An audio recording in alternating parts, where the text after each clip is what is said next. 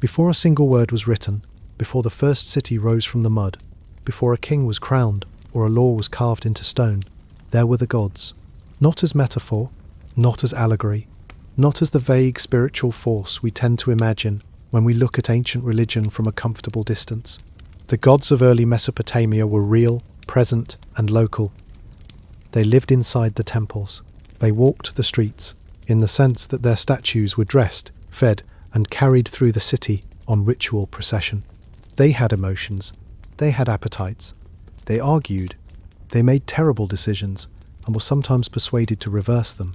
They created humanity in a moment of divine exhaustion, not out of love, but out of necessity.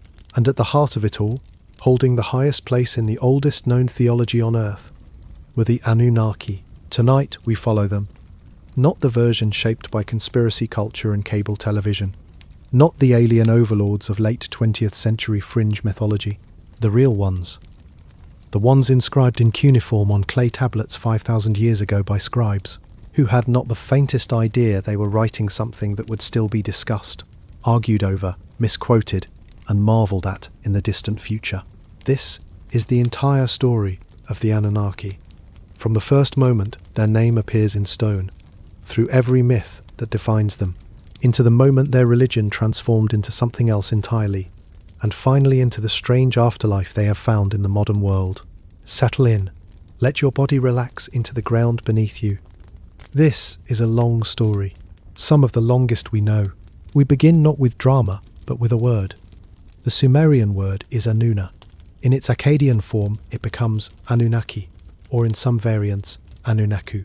Scholars who have spent careers studying cuneiform believe the most likely translation is something in the territory of those of princely seed, offspring of the divine, descendants of the highest. In a more literal breakdown, the name connects to An, the sky god, and Kai, the earth. So the Anunnaki are in one reading the children of heaven and earth, beings who belong to both realms. That dual belonging turns out to be exactly right. Because across 5,000 years of Mesopotamian religious history, the Anunnaki shift between heaven and the underworld, between fate deciders in the cosmic council and judges of the dead in the darkness below. They are never quite one thing. Their identity is slippery, and that slipperiness is part of what makes them fascinating. The term first appears clearly in the post-Akkadian period, around 2200 BCE, in inscriptions from the reign of Gudea, a ruler of the city-state Lagash.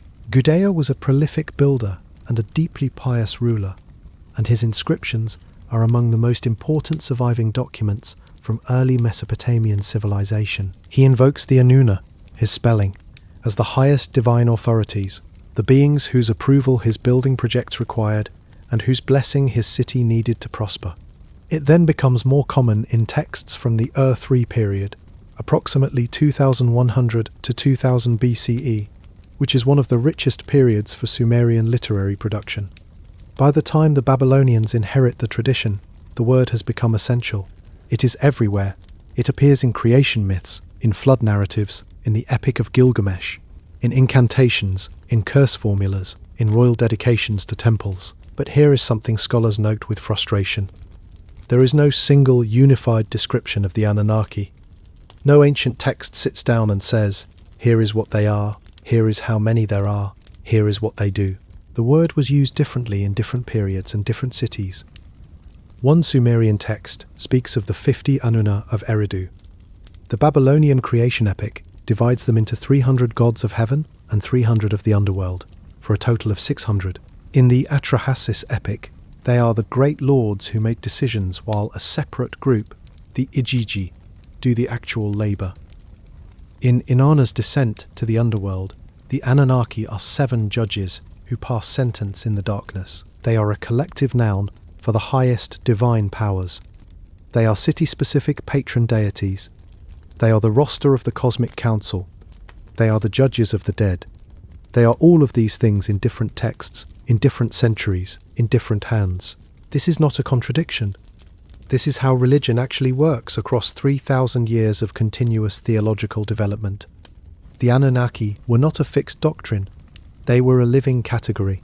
The Nicole Brish entry on the Anunnaki in the ORACC database, the most authoritative online reference for ancient Mesopotamian religion, maintained by the University of Pennsylvania, is careful to note that a recent comprehensive study of the term is still lacking, that such a study is made more difficult by the word having slightly different meanings in different time periods.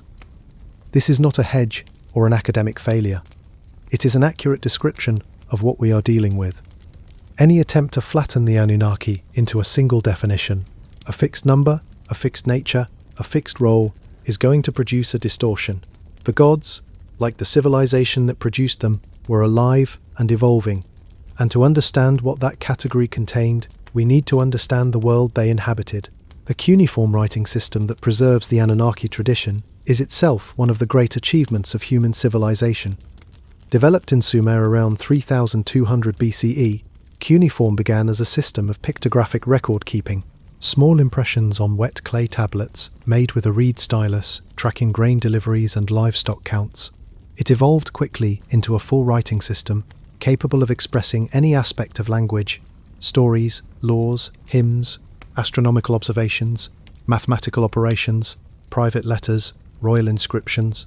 The same reed, pressed into the same clay, could record the price of barley and the descent of a goddess into the world of the dead.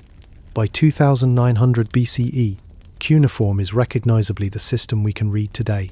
Sumerian scribes were educated in schools called Ejuba, House of Tablets. Students copied texts by hand, memorized large bodies of literature, and learned to read the sign lists that defined the complex logographic and syllabic values of the script. The texts we are reading tonight were copied and recopied over centuries by these student scribes. Some of the preserved tablets are, quite literally, homework.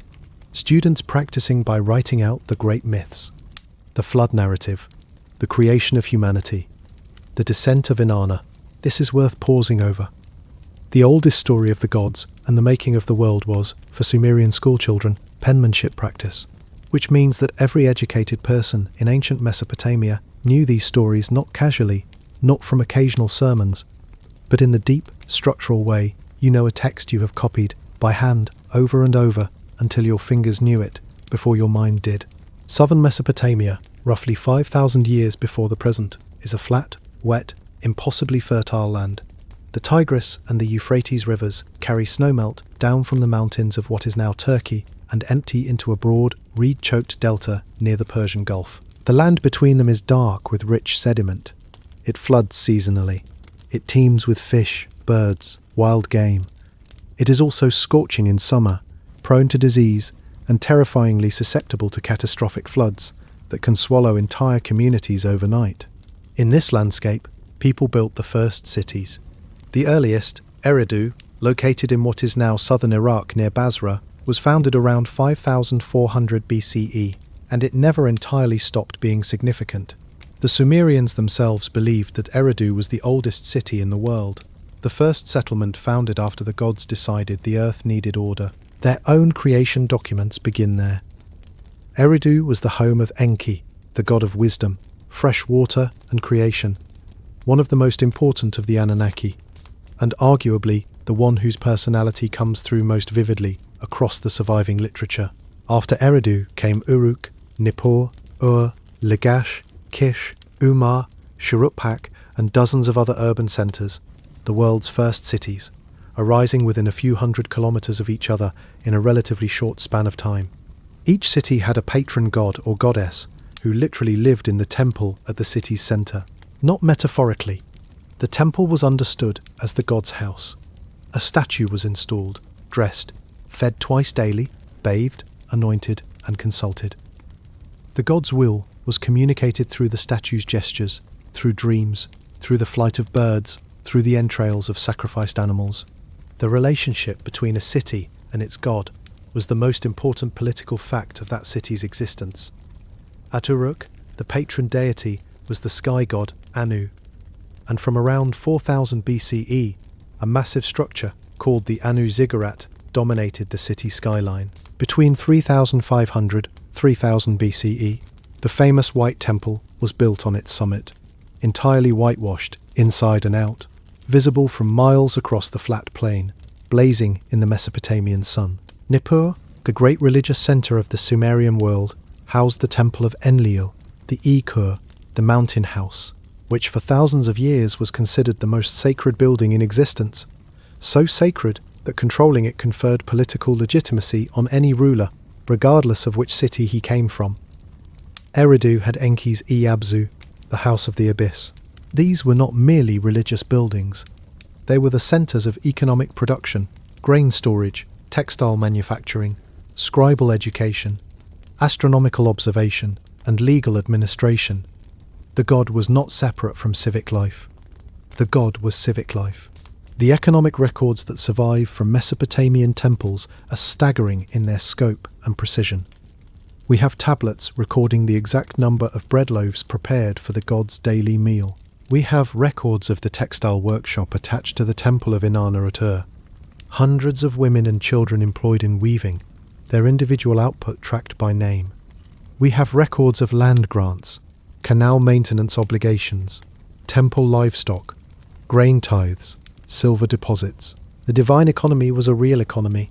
The gods were, in a genuine administrative sense, landowners, employers, and patrons of skilled labour. This is not a coincidence.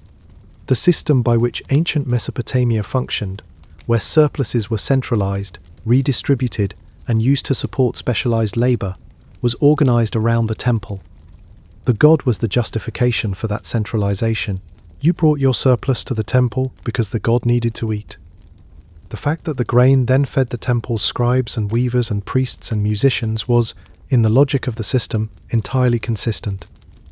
You were feeding those who served the god, and the god needed those people. The temple was also the administrative centre of scribal education, which means it was the centre of legal record-keeping.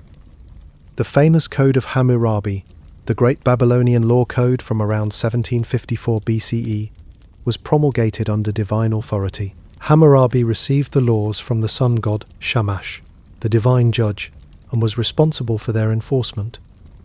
The stele on which the code is inscribed shows Hammurabi standing before Shamash, receiving the rod and ring of divine authority. Law was not a human invention that the gods approved. Law was a divine reality that human kings administered on the gods' behalf.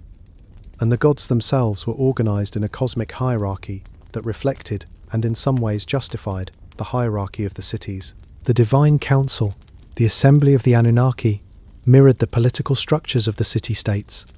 The gods met together to make decisions, just as the elders and leaders of a city met in assembly.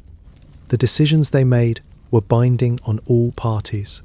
They could be debated, argued, and occasionally reversed, as when Enlil regrets the flood.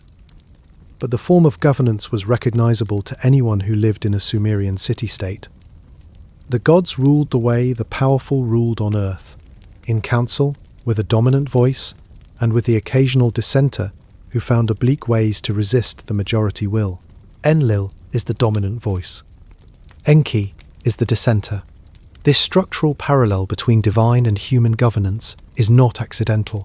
The myths were composed in specific social and political contexts. When a scribe in Nippur wrote about the Anunnaki assembling to decide the fate of humanity, he was encoding in divine terms the kind of political deliberation he witnessed around him.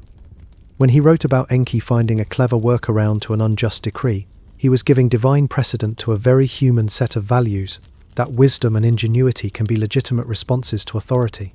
At Nippur, the religious centre of Sumer, for most of its history, control of the Ikur temple of Enlil was the prize every Sumerian ruler coveted.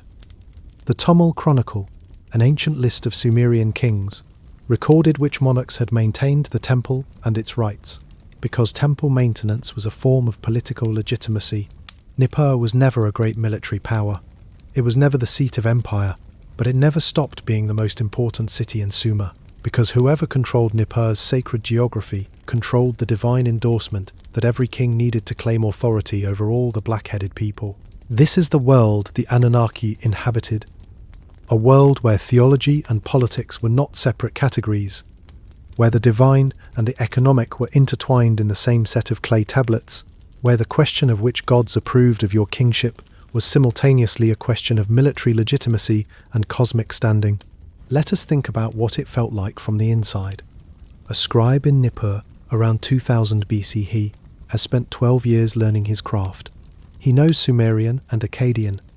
He knows the sign list, hundreds of cuneiform characters with multiple readings, requiring years of practice to master. He has copied the great literary texts by hand more times than he can count. He knows the descent of Inanna. He knows the flood. He knows the creation myth. He knows the names and attributes of every major Anunnaki deity and can compose hymns to them in the correct formal register. When he performs his work, copying a temple administrative record, drafting a legal document, composing a dedicatory inscription for a royal building project, he is operating within a sacred framework. The words he writes are not merely human communication. The act of inscription itself has divine dimensions.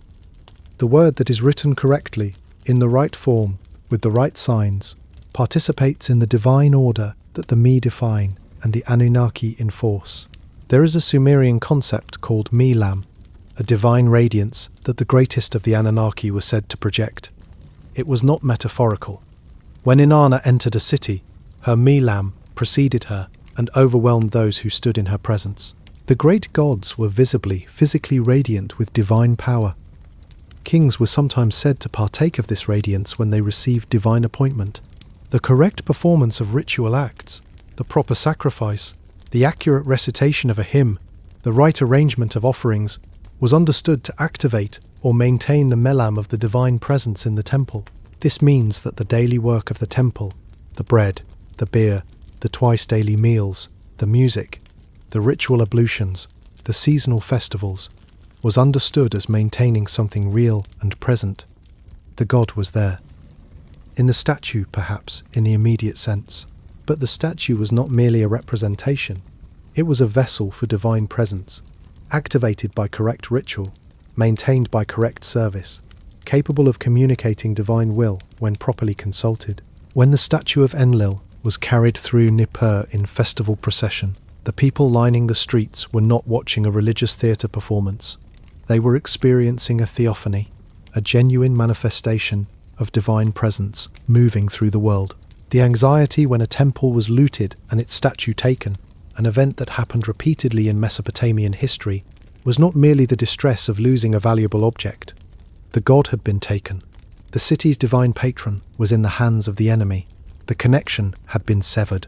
There are royal inscriptions describing the anguish of Mesopotamian cities when their divine statues were removed, and the joy when they were recovered and returned.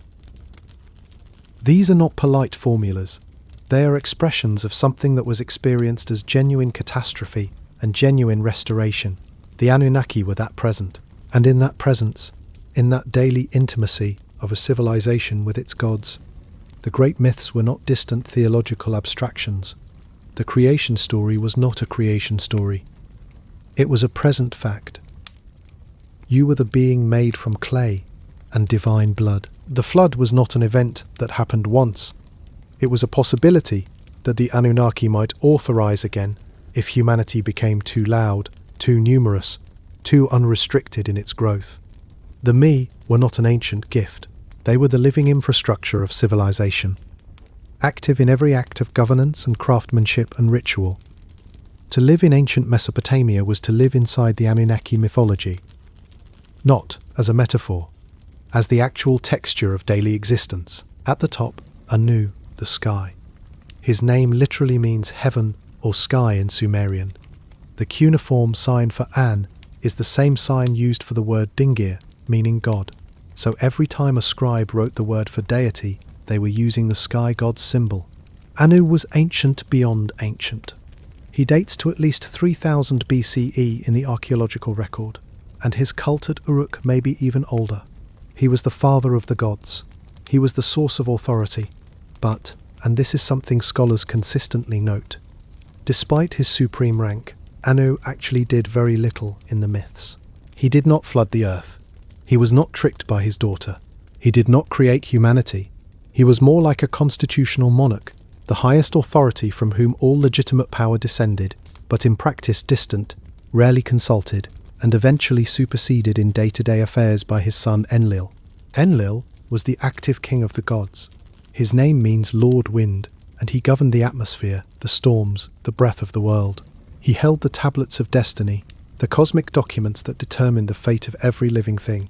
His temple at Nippur, the Igigi, was described in hymns as a mountain house where the assembly of the gods met, the Mesopotamian equivalent of Olympus. Enlil was the one who decreed floods. He was the one who sent diseases when humanity got too loud. He was the one who elevated or destroyed kings. He had enormous, at times terrifying power, and he used it. The third member of the divine trinity was Enki. Where Anu was the sky and Enlil the wind, Enki ruled the deep fresh water. The Abzu, the underground ocean believed to lie beneath the earth and to feed all rivers and wells. His city was Eridu. His temple was built above this mythological water table. Enki was clever, inventive, sexually voracious in several myths, occasionally drunk, and consistently the god who sided with humanity when the others wanted to destroy it. He was the god of wisdom, magic, incantations, and the arts of civilization. He was the one who organized the world, who filled the rivers with fish, who taught humans to farm and build.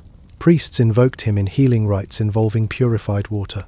He was called, in one clay tablet, the great physician of the black-headed ones, the Sumerian term for their own people. These three, Anu, Enlil, Enki, formed the core of the divine council from which all Anunnaki authority descended. Around them was an enormous extended family. Ninhursag, the mother goddess, who shaped life from clay with her bare hands. Inanna, goddess of love and war, who descended to the underworld and returned. Nanna, the moon god. Utu, the sun god. Nergal, the god of death and pestilence. Ereshkigal, the queen of the underworld. The Anunnaki were all of these, and more. They were not a small group of 7 special beings. They were the entire divine establishment of the oldest continuous religious tradition in human history. Each of the major Anunnaki had a city, a temple, a cult, and a specific domain that made them essential to the functioning of Mesopotamian life. Anu's great ziggurat at Uruk, the oldest known ziggurat, built around 4000 BCE, was the architectural statement of his primacy. The white temple sat atop it, covered in whitewash that blazed in the sun and could be seen from vast distances across the flat Mesopotamian plain. Uruk was the world's first large city, possibly the first city anywhere to exceed 50,000 inhabitants. Its walls, built around 3000 BCE, enclosed 9 kilometers of perimeter. It was, in short, the most impressive human settlement in the world at the time, and its patron was the Sky Father of the gods. The correspondence was deliberate. Enlil's Igigi at Nippur was a different kind of place. Where Uruk was commercial and cosmopolitan, Nippur was sacred and austere. The city had no great military tradition. It was never the seat of an empire in its own right, but it was holy ground, and that holiness was a different kind of power. The Igigi sat on a raised mud brick platform in the religious quarter of the city, surrounded by other temples, to Inanna, to lesser deities, to the divine household that accompanied Enlil. The whole religious quarter was enclosed within its own walls, a city within the city. And Enki's Abzu at Eridu was perhaps the strangest of all. Eridu is the oldest city in Mesopotamia, founded around 5400 BCC on a virgin sand dune near the Persian Gulf. Excavations there uncovered 18 successive temples, built one on top of another over thousands of years. Each new temple constructed directly above the sacred site of the previous one. The earliest level is a tiny 2x3 meter mud brick square with a niche, possibly a shelf for an offering. Then it grows, layer by layer, millennium by millennium, always in the same place, always dedicated to Enki. That continuity is remarkable. For 3,000 years, the people of Eridu kept building on the same spot. The sacred location was not a matter of convenience. It was the location where the Abzu was believed to come closest to the surface, the place where Enki's underground freshwater was most accessible. The archaeological evidence of continuous sacred use at Eridu from 5400 BCE to the Earth III period, around 2100 BCE, gives us a living example of how deep the Anunnaki's roots went in Mesopotamian culture. They were not late theological inventions. They were embedded in the oldest known sacred sites on Earth. Ninhursag, known also as Ninmah, Ninmah, and Mami depending on context, was another member of the highest Anunnaki tier. Her name in its most common form, means Lady of the Sacred Mountain, and she represented the earth's creative power, the fertility of the soil, and the mystery of birth. She was the mother of gods and the midwife of humanity. Her relationship to Enki was intimate and complicated. They were paired in several myths as creative collaborators, and in the myth of Enki and Ninhursag, which scholars have noted for its obvious parallels to the Garden of Eden narrative, they share a paradise called Dilmun, where Enki's desire repeatedly leads him into trouble. In Dilmun, Enki engages in a series of sexual encounters, with Ninhursag, then with their daughter Ninmu, then with his granddaughter Ninkura, then with his great-granddaughter Utu. The plants that grow from these encounters are eaten by Enki, who has not been warned against them. Ninhursag, furious at his behavior, curses him with 8 ailments and disappears. Enki falls catastrophically ill. The other gods are distressed. A fox promises to bring Ninhursag back in exchange for a reward. Ninhursag returns, takes Enki's head in her lap, and gives birth to 8 healing deities, one for each ailment from Enki's sick body parts. He recovers. This is, to put it plainly, an extremely strange myth. Its similarities to the Genesis Eden story, a paradise, a god who eats what he should not, a resulting suffering, a feminine figure who both causes and heals the damage, are striking enough that scholars have discussed them for decades. The consensus position is that both myths draw from a shared ancient Near Eastern tradition of paradise garden narratives. Not that one directly copies the other, but the resonance is unmistakable, and it is a reminder that the Anunnaki stories are not peripheral curiosities. They are part of the deep literary stratum from which much of later religious tradition emerged. Beyond these core figures, the extended Anunnaki family included Inanna, the moon god, whose great temple at was rebuilt by Nammu into one of the most spectacular ziggurats in Mesopotamia. Its 3 terraces of fired brick, rising nearly 21 meters above the plain. Utu, the sun god and divine judge, whose daily chariot ride across the sky brought light and justice in equal measure, and Inanna herself, whose cult at Uruk predates the written record, and whose personality in the texts is the most vivid and fully realized of any Mesopotamian deity. And then, at the boundary of the Anunnaki world, Ereshkigal. Ereshkigal is Inanna's sister and her counterpart. Where Inanna rules the sky and the productive world, Ereshkigal rules the land of no return, the underworld, called Kur or Irkalla. She is not evil in any simple sense. She is the queen of the dead, the administrator of the one realm that all living things eventually enter. She is described in the texts as powerful, isolated, and in pain. The myth of Inanna's descent depicts her in something close to constant suffering, writhing, crying out, her hair dishevelled, her body unclothed. She is the part of the divine order that nobody visits willingly, that nobody helps, that everybody fears, until Enki's creatures come to witness her pain, and something shifts. The Anunnaki who serve in the underworld, the divine judges who determine the fate of the dead, are a specific group by the time of the Babylonian and Assyrian periods. They sit on golden thrones. They are summoned by Ereshkigal when the dead arrive. They are the beings that even Inanna must face and bow before. Their judgment is final. In the Epic of Gilgamesh, they are described as 7 in number, a sacred number throughout Mesopotamian religion, associated with completeness and cosmic structure. 7, in the Mesopotamian theological imagination, appears everywhere. 7 gates in the underworld, 7 days and nights of the flood, 7 names of Marduk at the end of the Enuma Elish, 7 Anunnaki judges. The number carries a weight beyond mere counting. It signals wholeness, authority, the full extent of divine power operating within a bounded system.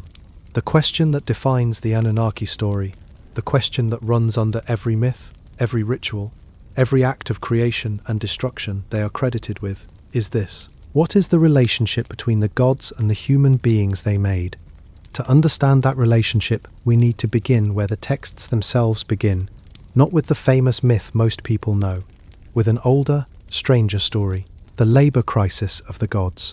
Before humans existed, according to the Atrahasis epic and the related myth of Enki and Ninmah, the heavy work of maintaining the world fell to a group of lesser divine beings called the Igigi. The Igigi dug the rivers, they maintained the canals, they carried the baskets, they broke the ground.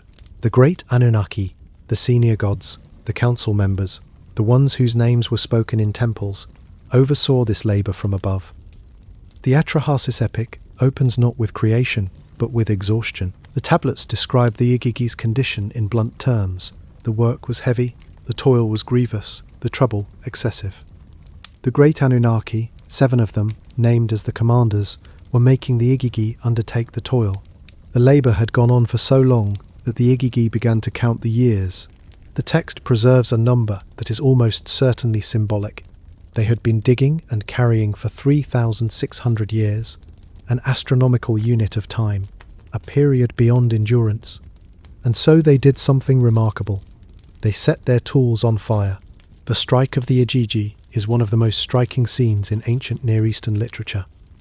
Imagine these lesser gods, divine beings in their own right, not mortals, not slaves in the human sense, marching to the gate of Enlil's house in the night, surrounding it, setting their implements ablaze, and refusing to continue. The tablets describe the fire reflected on the face of the sky.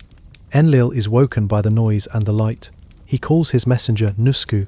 Nusku goes out and reports that the house is surrounded. Enlil is, the text tells us, afraid. This is important. The king of the gods is frightened by a labor rebellion. Anu, the sky father, is summoned. Enki is summoned. The great Anunnaki gather in assembly. Anu asks who the ringleader is. The Igigi collectively refuse to name anyone. They say they are all responsible. They all agreed. They all stopped working. It is, in a text written approximately 4,000 years ago, a remarkably sophisticated portrayal of collective action. Enki's response, and Enki's response to crisis is almost always the same, is to propose a solution rather than a punishment. He tells the assembly, the Igigi's complaint is just. Their labour was real and their grievance is legitimate. And so, let us make a different kind of being. Let us make a creature who will take over the work. Let us make a being from clay, given life from the divine, who will maintain the canals and dig the earth and carry the baskets and do the things the gods no longer wish to do. This proposal is accepted, and so humanity is created not from divine love, not from a cosmic plan, not from any desire to share existence with a companion species. Humanity is created as a replacement workforce. The myth of Enki and Ninmah elaborates the act of creation itself with considerable detail. In that text, Enki's mother Namu, the primordial mother goddess representing the original ocean, the first existence, the waters from which everything else emerged, hears the distress of the gods and wakes her sleeping son.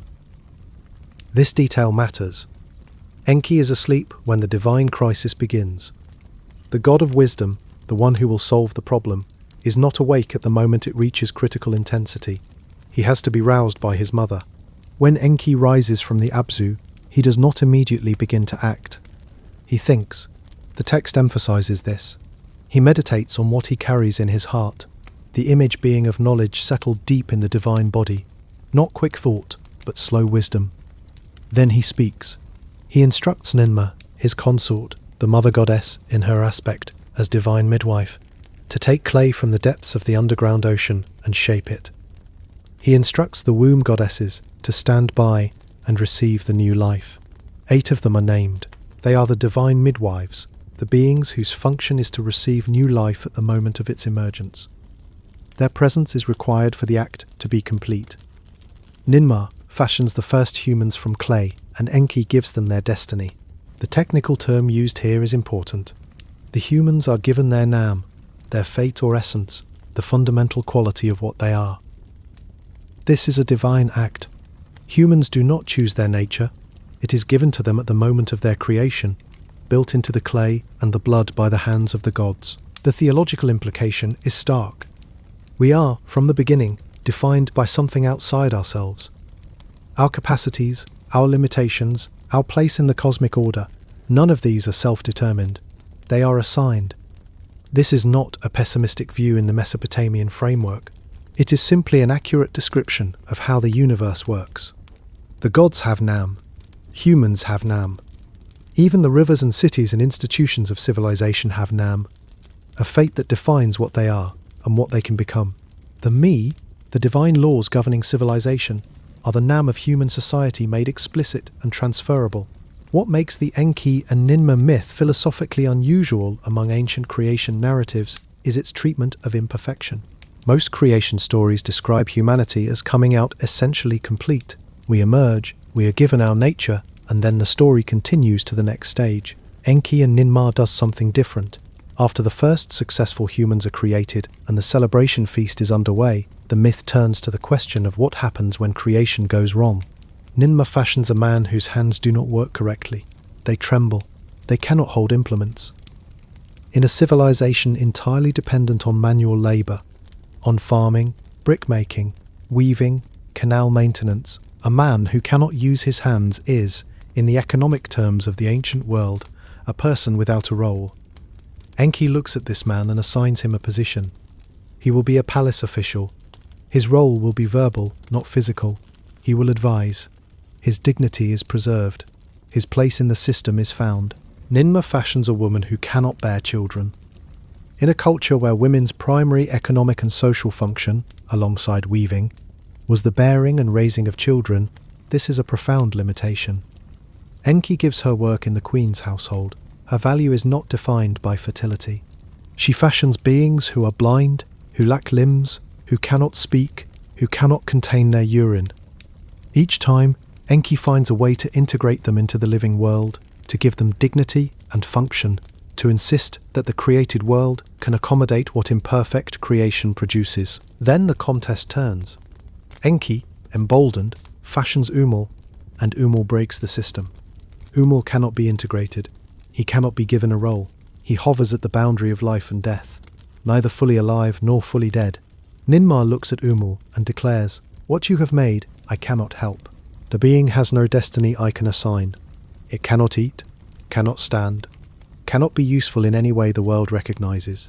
Enki has made something outside the categories." The myth ends in anger. Ninhursag curses Enki. But the theological point has already been made. The divine creative act, for all its power, cannot guarantee that what it makes will fit into the system of meaning that surrounds it. There is a limit to integration. There are beings who cannot be held by the categories of purpose and function. Umul represents that limit, and the fact that the myth shows Enki creating Umul and Ninmah failing to find him a place is not presented as a victory for either god. It is presented as a failure, a real one. This willingness to portray failure in the divine act of creation, to say that even the greatest of the Anunnaki can make something that the universe cannot accommodate, is one of the things that makes Mesopotamian mythology more honest, and in some ways more compassionate, than religious traditions that insist on the perfection of divine creation. The Anunnaki made mistakes. They regretted them sometimes. They learned from them. And the human beings they made were not perfect products of a perfect plan. They were the outcome of a process that involved compromise, improvisation, divine disagreement, a labour strike by lesser gods, and a creation event during which the participants eventually got drunk and started arguing. That is, in the deepest sense, a very human origin story. Not because it flatters us, but because it is honest about how things actually get made. The Akkadian version, in Atrahasis, adds a detail that is both darker and more biologically precise. In this version, the clay is not used alone. A god must die. Specifically, a god named Wela, described as a god who had intelligence, is slaughtered at the divine assembly. His blood is mixed with the clay.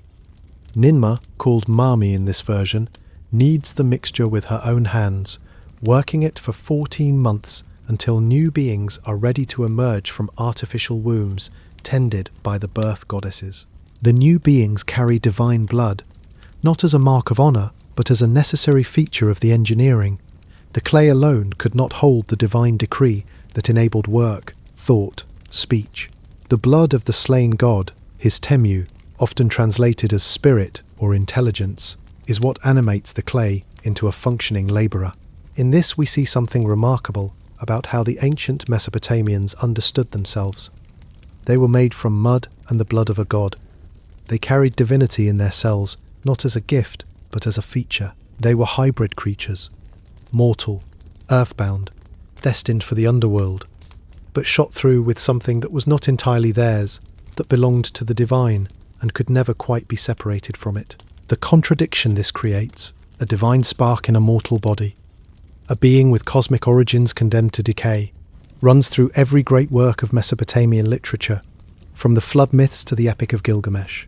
The Enki and Ninmah myth includes a fascinating coda. After the humans are made and the gods are drinking at the celebration feast, Enki and Ninmah get drunk. Ninmah, in her wine-loosened confidence, challenges Enki to a contest. She will fashion defective humans, beings born with limitations, disabilities, incomplete forms, and Enki must find each one a place in the world, a destiny that makes their existence meaningful. She creates a man who cannot hold his hands steady. Enki gives him a role as an official whose work requires only his words. She creates a woman who cannot give birth. Enki makes her a weaver. He creates a man born blind. She creates a being who trembles and cannot stand upright. Enki finds a purpose for each one. Then Enki, drunk and overconfident, reverses the challenge. He fashions a being he calls Umul, and Umul is something different. Umul cannot hold his head upright. He cannot stand, speak properly, eat without help, or perform any meaningful task. When Enki challenges Ninmah to find this being a role, she cannot. She declares Umul to be neither among the living nor among the dead. She is furious, and the myth ends with her curse on Enki for creating something beyond even divine redemption. What is Umul? The text does not say explicitly, but scholars read the myth as exploring the limits of the principle that all human beings, however flawed, can be given a place in the structured world. There is a point where even Enki's wisdom fails. There is a being so thoroughly broken that the system cannot accommodate it. The myth seems aware of this and does not look away. With humans created, the story moves to the next great theme of Mesopotamian mythology: the problem of overpopulation, the anger of Enlil, and the flood. The Atrahasis epic traces this across 3 phases. In the first, humanity is made and begins to thrive. Then, at the end of a symbolic interval of 1200 years, the earth becomes too full of people. The noise of human beings, their voices, and their constant activity rises to the heavens and disturbs the gods. Enlil cannot sleep. Here we should pause on that word, noise. The Sumerian and Akkadian word used is rigmu, sometimes rendered as clamour or uproar. Some scholars argue it means literal sound. Humans simply became too numerous and too loud. Others suggest that rigmu carries a connotation of disorder, of unruly behaviour, of humans failing to maintain the proper relationship of deference to the divine. The noise of humanity was, in this reading, the sound of a civilization beginning to forget its place. Enlil's response is escalating. He sends disease. Humanity prays, and Enki, without technically breaking his oath of secrecy to the divine council, finds ways to help. He tells Atrahasis, the wisest of men, to stop making offerings to all the gods except the one sending the plague, so that God can be appealed to directly. The plague recedes. 1200 more years pass. The population grows again. Enlil sends drought and famine. Again Enki intervenes. Again indirectly. Again without quite violating the terms of the council's decree. The famine ends. At this point in the text, the tablets are damaged, but the trajectory is clear. Enlil finally brings the case back to the full divine assembly and argues for something terminal. He wants a flood. Not a local deluge. Not a punishing rain. He wants to drown the entire world and start again. The gods swear an oath to keep the plan secret from humanity. All of them take the oath, including Enki. But Enki is, above all else, the god who cannot quite bring himself to let the humans die. He does not break his oath, technically. What he does instead is speak to the wall of Atrahasis's house. He addresses the reeds of the house's frame. He tells the house what is coming. Atrahasis, sitting inside, hears everything through the wall. The god has found a way to warn humanity that does not, by any strict reading, violate what was sworn. Atrahasis builds a boat. The instructions in the myth are similar in many details to the Noachic narrative that would come later, but with significant differences. There is no rainbow covenant afterward. The gods who decreed the flood regret it immediately, not from mercy, but because they are hungry. With humanity destroyed, no one is making offerings. The gods who had sat in the heavens during the flood, frightened of what they had done, cluster around Atrahasis's first post-flood sacrifice, like flies around food. They are desperate for it. Enlil arrives and is furious that anyone survived. He turns on Enki and demands to know how this happened. Enki's reply is one of the great moments of divine deflection in ancient literature. He says, more or less, "I told the wall, I told the reeds. I did not tell the man. If the man was listening behind the wall, that is not my doing." Enlil, unconvinced but unable to argue the point, makes peace. And Enki proposes the long-term solution to the overpopulation problem. From now on, mortality will be built into human life more firmly. There will be women who cannot bear children. There will be infant mortality. There will be celibate priestesses who remain dedicated to the temples. The human population will have natural mechanisms of limitation rather than requiring the gods to step in with catastrophes. This is, from a purely narrative standpoint, a remarkable ending. The gods solve the problem they created with humanity by introducing death and infertility as permanent features of the human condition. The myth explains not just where we came from, but why we suffer. Why not every child born lives? Why some people never conceive? Why the earth is not simply filled with joyful and multiplying human beings? These are not punishments for sin in the way a later religious tradition might frame it. They are engineering solutions to a management problem the gods created when they built us in the first place. The Great Flood story in Mesopotamia is ancient beyond the Atrahasis text. The oldest surviving version is found in what scholars call the Eridu Genesis, a Sumerian text written on a clay tablet discovered at Nippur in 1893, now dated to around 1600 BC in its written form, but believed to preserve oral traditions much older still. In this version, the survivor is called Ziusudra rather than Atrahasis, and the story is embedded in a larger creation and kingship narrative. The Eridu Genesis begins not with labour but with creation and civilization. The gods An, Enlil, Enki and Ninhursag create the black-headed people, the Sumerians, and all the animals. Then the gods descend to establish cities. Eridu is the first. Kingship descends from heaven. The cities are distributed among the gods as their territories. Then, for reasons that are obscure in the surviving text, perhaps a third of the original tablet is missing, the gods decide to destroy humanity with a flood. The decision is made. The noise of humanity is mentioned again. But in this version, a god, probably Enki, appears to Ziusudra in a dream and warns him. Ziusudra builds a great boat. The flood comes and lasts 7 days and 7 nights. When the sun god Utu breaks through the clouds and Ziusudra opens a window in his vessel, he prostrates himself before the gods. The ending is different here. The gods, An and Enlil, grant Ziusudra immortality. He is taken to a place called Dilmun, associated with the island of Bahrain, believed to be a paradise where the sun rises.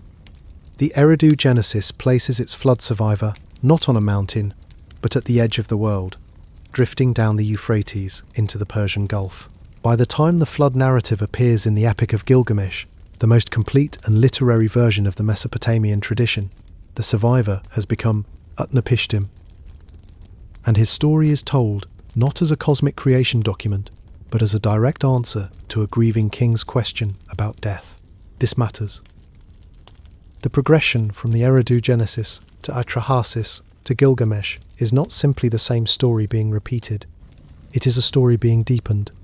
In the Eridu Genesis, the flood is a divine decree, and the survivor is rewarded with paradise. In Atrahasis, the flood is a management solution, and the ending is an engineering compromise. In Gilgamesh, the flood is a detour in a meditation on mortality, and the survivor's immortality is precisely what Gilgamesh wants and cannot have. The Epic of Gilgamesh is the oldest extended literary work in human history. Its earliest versions date to approximately 2100 BCE, the Ur-3 period, when short poems about the legendary king of Uruk were circulating in Sumerian. By around 1200 BCE, the 12-tablet standard Babylonian version, assembled under the scholar-scribe Sinlik Unini, was the definitive text. It is this version that contains the flood narrative on tablet 11, and that was discovered in the library of Ashurbanipal at Nineveh in 1849. Gilgamesh himself is a figure who sits precisely at the intersection of human and divine. He is described as 2/3 divine and 1/3 human, a proportion that is, strictly speaking, mathematically improbable, but theologically precise. He is not fully a god. He will die. But he is far more than an ordinary man. He is stronger than any mortal. He is the king of Uruk, the greatest city. He is, according to the Sumerian king list, a historical figure who ruled sometime in the early 3rd millennium BCE. The Gilgamesh epic begins with an explicit invocation of his greatness, and then complicates it immediately. Gilgamesh, precisely because he is almost a god, is tyrannical. He takes what he wants. He exhausts his people with forced labor. He claims the right of the Lord to sleep with brides on their wedding nights. The gods hear the cries of the people of Uruk and create a companion for Gilgamesh, Enkidu, a wild man fashioned from clay by Anu at the request of Aruru, the mother goddess, to be his equal, his mirror, his check. Enkidu is raised in the wild, running with animals, eating grass. He is humanized by a temple prostitute, Shamhat, who sleeps with him for 7 days until the animals that once accepted him withdraw. He is then brought to Uruk, where he and Gilgamesh fight as equals and immediately become the closest of friends. Together, they undertake great adventures. They slay the terrifying forest guardian Humbaba. They kill the bull of heaven sent by Ishtar after Gilgamesh rejects her advances. And then Enkidu dies. He dies as divine punishment for these adventures. He dies slowly and painfully, dreaming of the underworld as his body fails. And Gilgamesh, who has faced every monster in the world without fear, is undone by this death in a way that nothing else has undone him. He sits at Enkidu's body and weeps for 7 days and 7 nights. He refuses to allow burial because burial would mean admitting that his friend is truly dead. He leaves it too long and the worm falls from the body's nostril. And Gilgamesh understands Enkidu is gone. He is really gone. And Gilgamesh himself will one day be equally gone. This realization propels the second half of the epic. Gilgamesh does not accept mortality the way his fellow humans do. He is too much like a god for that. He sets out to find Utnapishtim, the only mortal ever granted immortality by the gods, to learn how to escape death. His journey is extraordinary. He passes through the mountain of Mashu, where the scorpion men guard the passage of the sun. He crosses the waters of death. He finds Utnapishtim and his wife on the far shore, and here the Anunnaki appear again, this time in a pivotal role. Utnapishtim tells Gilgamesh the story of the flood. He describes the council of the great gods at Shuruppak, Anu, Enlil, Ninurta, Enki, and Ea, who met in secret and decided to destroy humanity. Enlil ordered the flood. Ea had been bound by oath to secrecy, but Ea spoke to the wall. He told the reeds of the house what was coming. He warned Utnapishtim, who built his boat and loaded every living thing onto it. The Anunnaki are specifically named at the height of the storm. The text says, "The Anunnaki gods lit up the land with their lightning." The storm brought such terror that even the gods drew back. They cowered against the outermost wall of heaven like dogs. Ishtar cried out, lamenting the decision she had endorsed, comparing her grief to a woman in the agony of labour. When the flood receded and Utnapishtim made his sacrifice, the gods clustered around the smell of the cooking meat and incense, like flies around food. Enlil arrived and was furious that any human had survived. He turned on Ea and demanded an explanation. Ea's response is one of the great moments of oblique wisdom in ancient literature. "I did not betray the secret. I spoke to the wall." The man heard what the wall said. "I did not choose to violate our oath, but I did not choose to prevent what wisdom could foresee." Enlil, faced with the irreversibility of the situation, humanity has survived and the gods need them to provide offerings, makes his peace. He grants Utnapishtim and his wife immortality. They are sent to live at the mouth of the rivers, at the edge of the world, forever. Gilgamesh cannot get this for himself. He tries the one test Utnapishtim sets, to stay awake for 7 days, and immediately falls asleep. He tries to retrieve a plant of youth from the sea floor, and loses it to a serpent.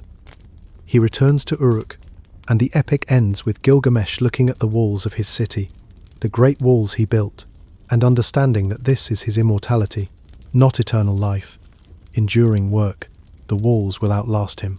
The Anunnaki thread their way through all three versions of the flood. In the Gilgamesh account, they are described at the height of the storm as lighting the land with their lightning. When the flood comes, even the gods are terrified of what they have done.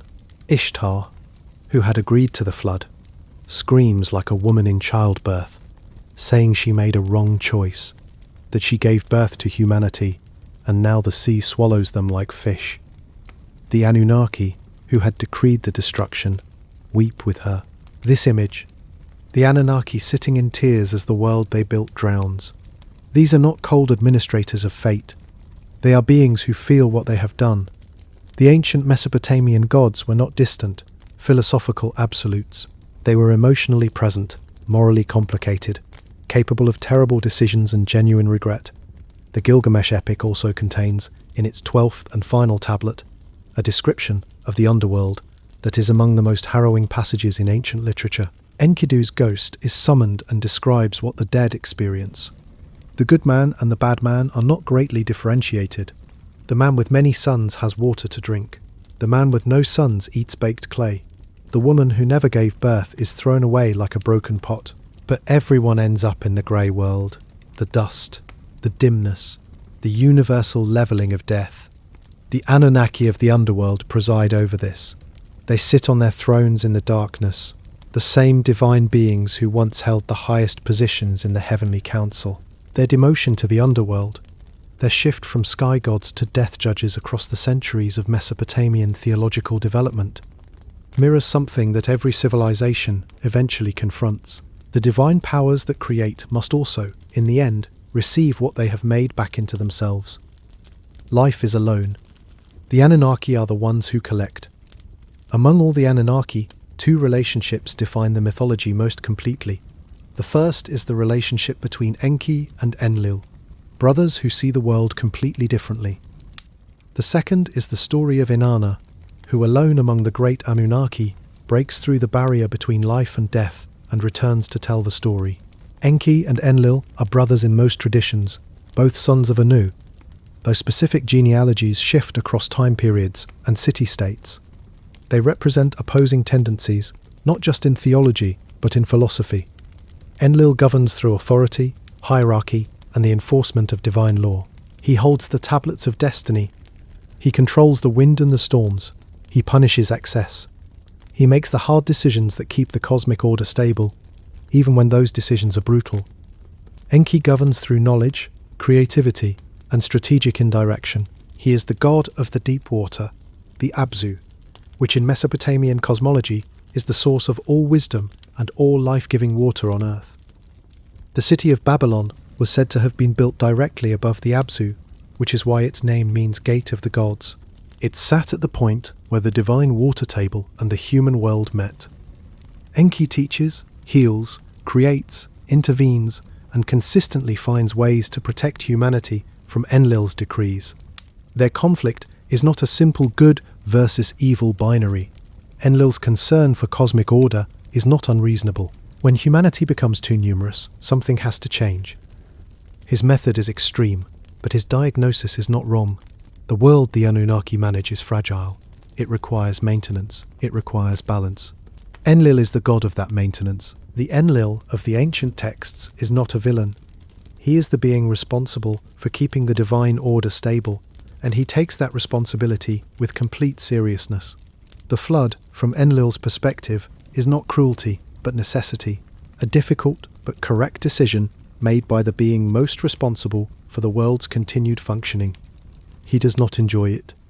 When the flood recedes, and the gods realize they have starved themselves of offerings, when Ishtar weeps and the Anunnaki cluster around the first sacrifice, Enlil is there too, and his anger at Utnapishtim's survival is partly the anger of someone who feels that the difficult choice he had to make has been undermined.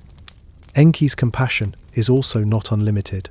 He does not save humanity out of love in any simple sense. He saves humanity because he made them, and because, as the god of wisdom, he can usually find a solution that does not require the level of destruction Enlil prefers. He is inventive and oblique. He warns through walls. He gives knowledge in ways that technically do not violate his oaths. He is the great problem solver, but his solutions sometimes create new problems. The tension between Enlil and Enki is the tension between two legitimate principles: order and compassion. The world needs both. Too much order without compassion produces catastrophe. The flood, the systematic punishment of creatures who did not choose their existence. Too much compassion without order produces chaos. A world where the constraints that make civilization possible dissolve under the pressure of constant exceptions. Every human political and ethical system that has ever been seriously constructed has had to navigate this same tension. The Anunnaki mythology encodes this navigation in theological form. It does not resolve it. Enlil does not become merciful. Enki does not become more orderly. They remain in creative tension across 5,000 years of theological production, and the tension is what produces the most interesting material. The flood happens, humanity survives. New constraints are implemented. The balance shifts slightly toward Enki's position without abandoning Enlil's. And then the story continues into the next text, with both gods intact and both principles active. The mythological cycle most clearly illustrating their dynamic involves the divine decrees known as the Me. In Sumerian religion, the Me were the fundamental principles governing all aspects of civilization, not just laws or rules, but the underlying structures that made the world function at all. The Me included kingship, priesthood, the descent into the underworld, weaponry, writing, music, the art of crafting lamentations, victory in battle, the ability to speak with authority, the power to deceive, the sexual act, the construction of temples. More than 100 Me are listed in surviving texts. These were not abstract concepts. They were understood as physical objects, tablets, seals, that could be held, transferred, stolen. And Enki kept them in the Abzu. The myth called Inanna and Enki describes what happens when Inanna, goddess of love and war, queen of the sky, Enki's granddaughter, goes to the Abzu to visit her grandfather. Enki, pleased to see her, orders a feast. Beer and wine flow. The two gods drink together until Enki, generous and loosened by alcohol, begins presenting the Me to Inanna one by one. Kingship, the descent of the divine, the ascent of the divine. Truth, descent into the underworld, ascent from the underworld. The art of the hero, the power of weapons, the power of the priesthood. He gives them all. Inanna loads the Me onto the boat of heaven and begins sailing back to her city of Uruk. And then Enki sobers up. He calls his minister Isimud and asks where the divine decrees have gone. Isimud tells him, "You gave them to Inanna." Enki, horrified, says this is not what he intended. The alcohol spoke, not him. He dispatches divine creatures to intercept Inanna and retrieve the Me. But Inanna has her servant Ninshubur with her, and Ninshubur repels each attempt to board the boat of heaven. Inanna arrives at Uruk and unloads the decrees to the people of her city, one by one, describing what each one is as it lands on the docks. The people of Uruk receive kingship, priesthood, music, the descent into the underworld, the power of honest speech, the art of lament, the craft of the smith, the art of weaving. Everything that makes civilization, everything that makes human life more than bare survival, arrives in Uruk on a boat drunk piloted by a goddess who outsmarted her grandfather. The myth has several possible readings. It is, on one level, a celebration of Uruk's primacy among Mesopotamian cities, a claim that the divine principles of civilization belong to Uruk and were given there by the great Inanna. On another level, it is a story about the limits of wisdom. Enki is the wisest of gods, but he can be fooled by his own generosity, by beer, by a granddaughter who knows exactly when to visit and exactly what to ask for. I want to be clear about something here, as a matter of interpretive position. I think the Me myth is one of the most interesting pieces of ancient literature we have, precisely because it portrays knowledge and civilization as things that can be transferred, stolen, drunk given away, and navigated across open water. The Me are not eternal truths inscribed by divine fiat and fixed forever. They are objects with momentum and direction. They go where they go. The divine plan is not as secure as Enlil's tablets of destiny suggest. No figure in the Anunnaki mythology casts a longer shadow than Inanna. She is complex in ways that other Mesopotamian deities are not. She is the goddess of love and the goddess of war. not as two separate aspects awkwardly combined, but as a single integrated nature. She loves fiercely and she fights fiercely, and these are understood in her mythology as expressions of the same core energy. She is associated with the planet Venus, which appears as both morning and evening star, a single celestial body that crosses from the realm of the night to the realm of day and back again. Inanna crosses that same threshold. Inanna's cult at Uruk appears in the earliest written records we have, tablets from the late 4th millennium BCE, before the narrative myths were written down, show offerings to Inanna and records associated with her temple complex. She is, in other words, older in Uruk than literacy itself. The city had worshipped her before it could write about her. That is the measure of her centrality. Her most famous myth is the Descent, one of the oldest reliably attested myths in all of human history. The opening line, "From the great above, she opened her ear to the great below," may well be the oldest surviving poetic line in existence. The myth was written down in Sumerian, in forms that survive from the early 2nd millennium BCE, but the story it tells almost certainly predates its written form by centuries. Inanna decides to descend into the underworld, the realm of the dead, called Kur in Sumerian, presided over by her sister Ereshkigal. Why? The texts give different reasons in different versions. One says she is going to attend the funeral rites of Ereshkigal's husband. Another suggests she wants to seize power over the underworld, as she has seized power in heaven. Perhaps both are true. Inanna is the kind of being who could sincerely go to a funeral and simultaneously plan a power grab. She is, in the most ancient sense, complicated. Before she descends, she dresses herself in her full divine regalia.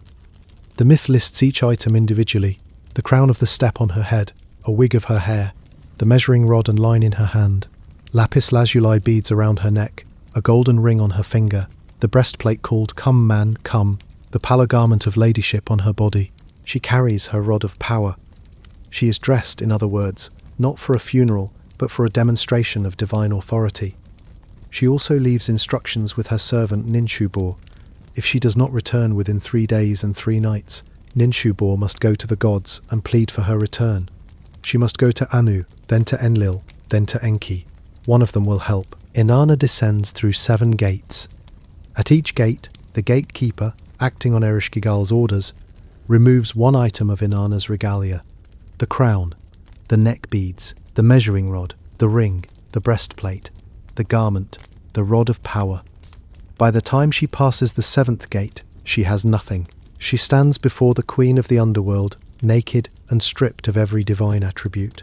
The Anunnaki of the underworld, the 7 judges, rise before her. They fasten their eyes upon her, the eyes of death, and Inanna dies. Her corpse is hung on a hook on the wall. 3 days pass. Ninshubor does exactly as instructed. She goes to Anu. He refuses to intervene. Inanna made her choice, and the laws of the underworld do not permit exceptions. She goes to Enlil. He also refuses. Then she goes to Enki, and here is where the myth becomes extraordinary. Enki does not simply send help.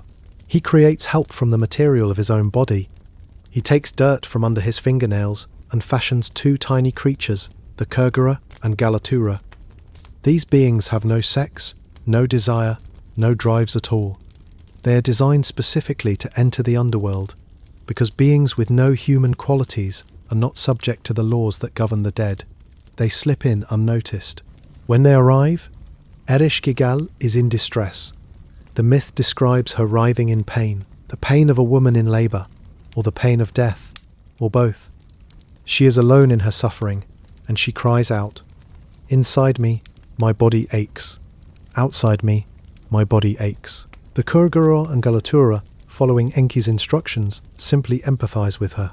They do not offer solutions. They do not argue.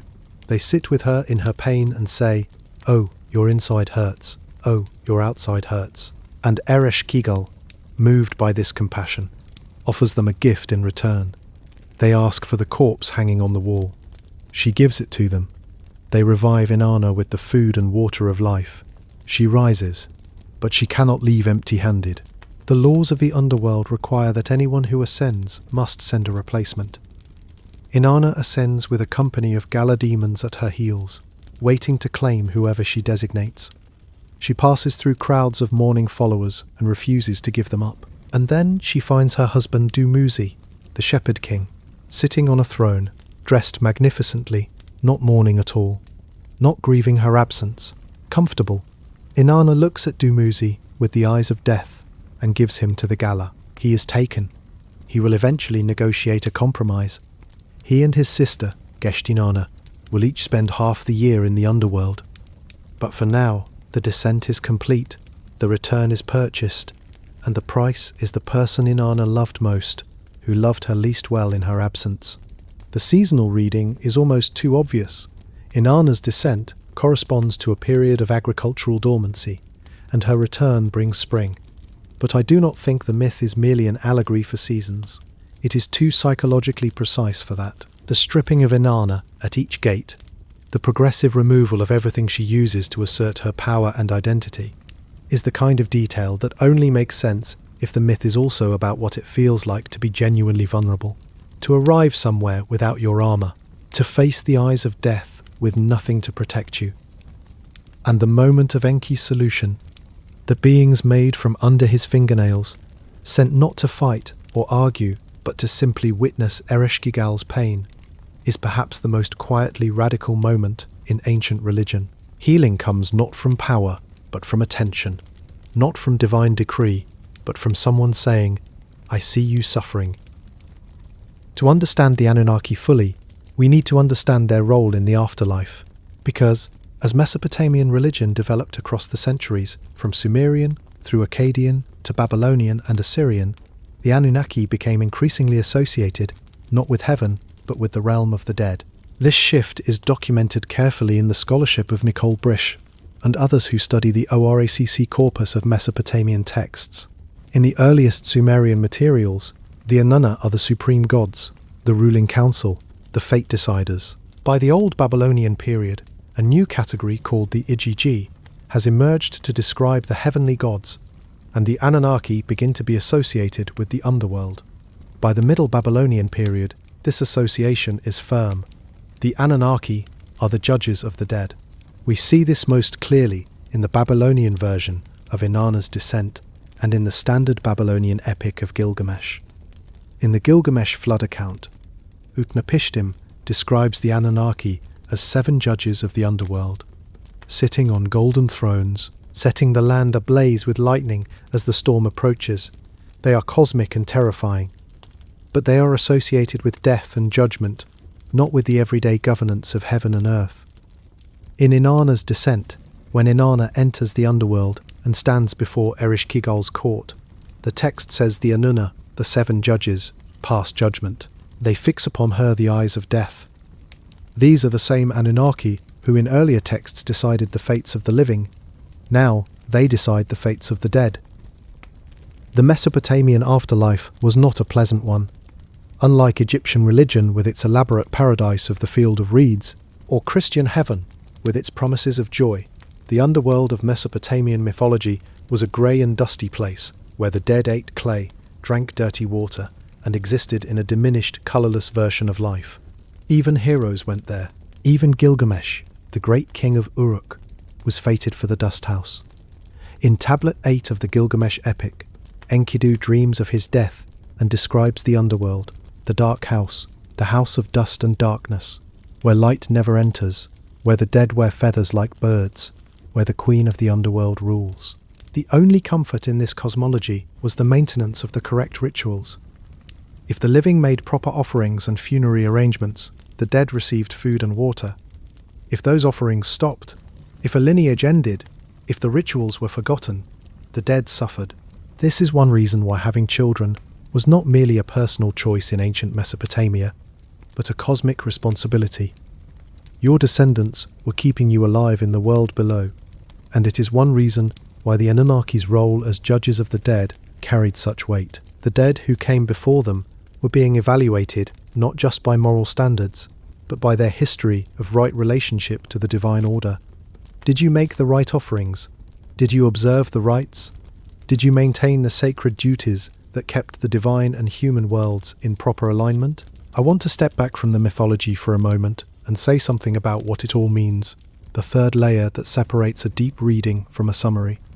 Here is what I believe the Anunnaki stories are actually about.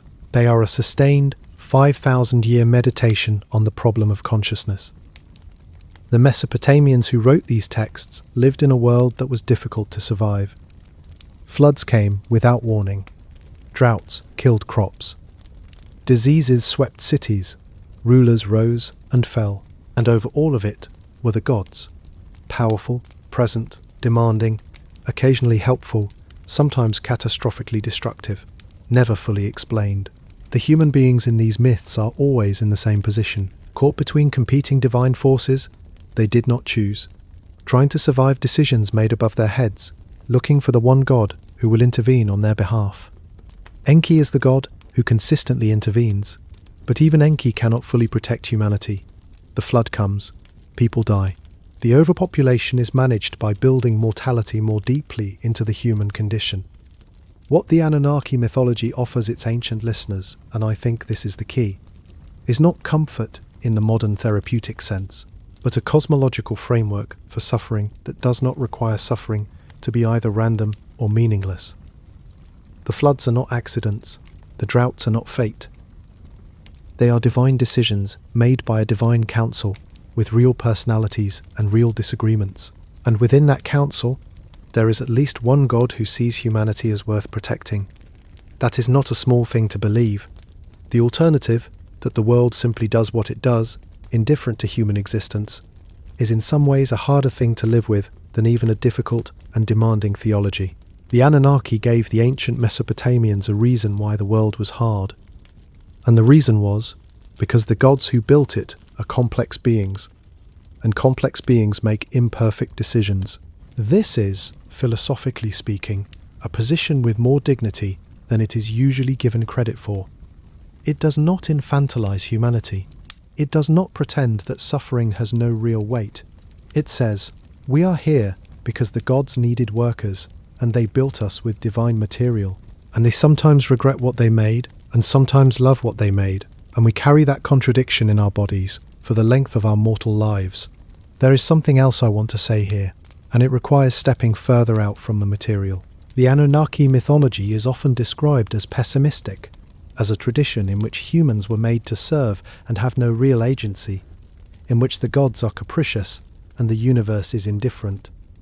I disagree with this reading, though I understand why it is common. Enki is the key. In every major crisis of the Anunnaki tradition, the creation of humanity, the plagues and droughts Enlil sends, the flood itself, Enki finds a way to act on humanity's behalf. He does not always succeed fully. The flood happens, people die. But he finds the one person worth saving and saves them.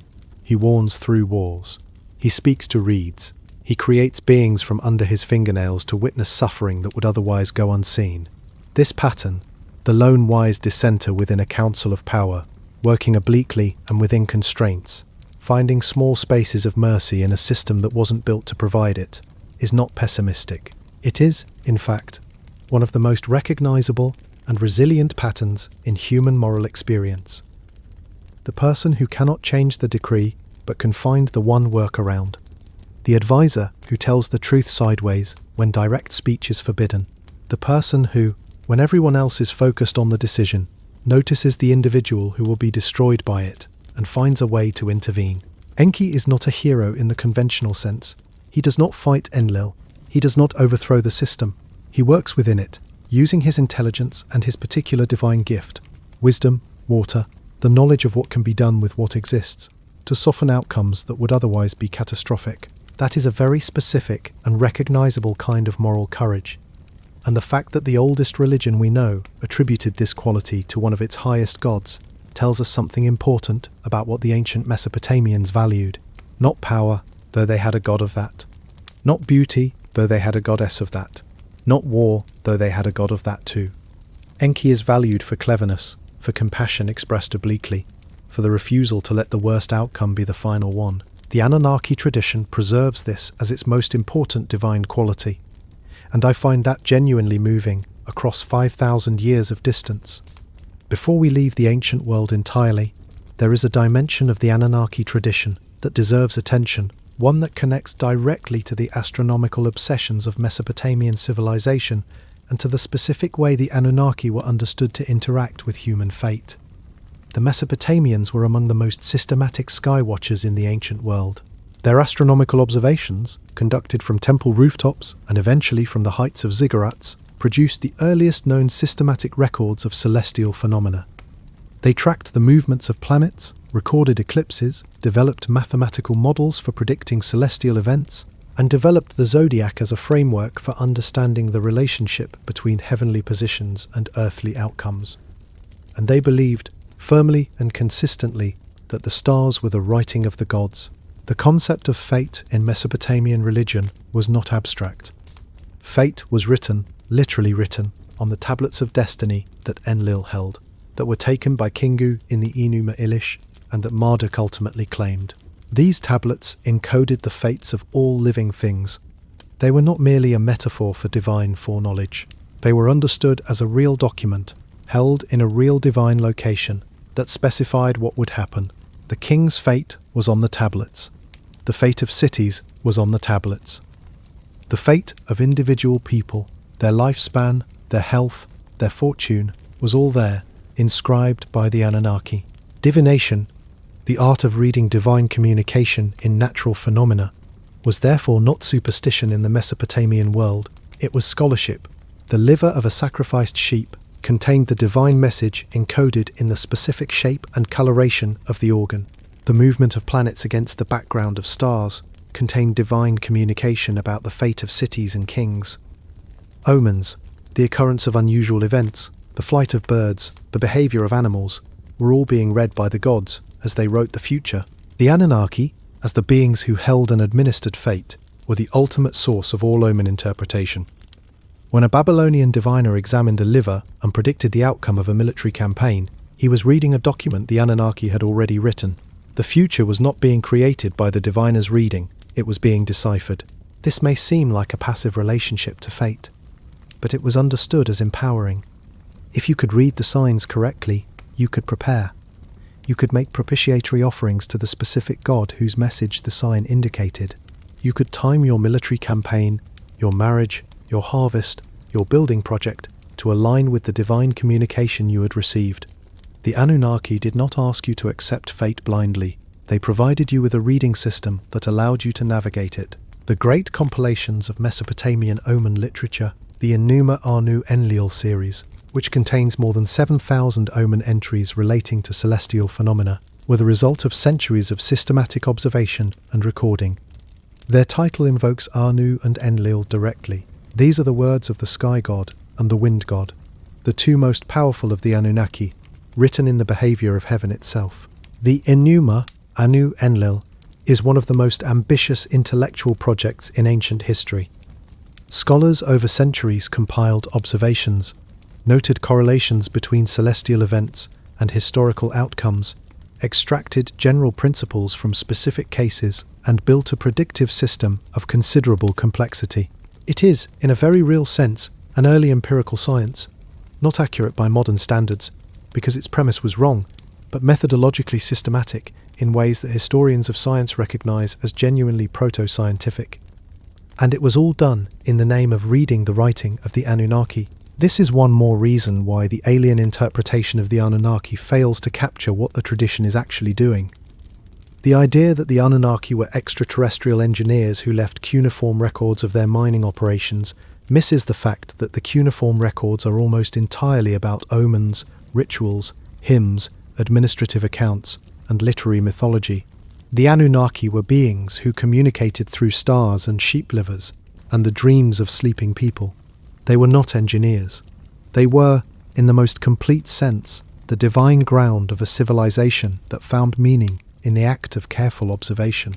We have to speak about the Anunnaki as they function now, in contemporary culture, in the popular imagination, and in the specific tradition of thought that has grown up around them in the 20th and 21st centuries. Because something happened to the Anunnaki in 1976 that is worth examining carefully. In that year, a writer named Zecharia Sitchin published a book called The 12th Planet. Sitchin was not a professional Assyriologist. He was a journalist and writer who had taught himself to read Sumerian and Akkadian and developed a very particular interpretation of what the ancient tablets were describing.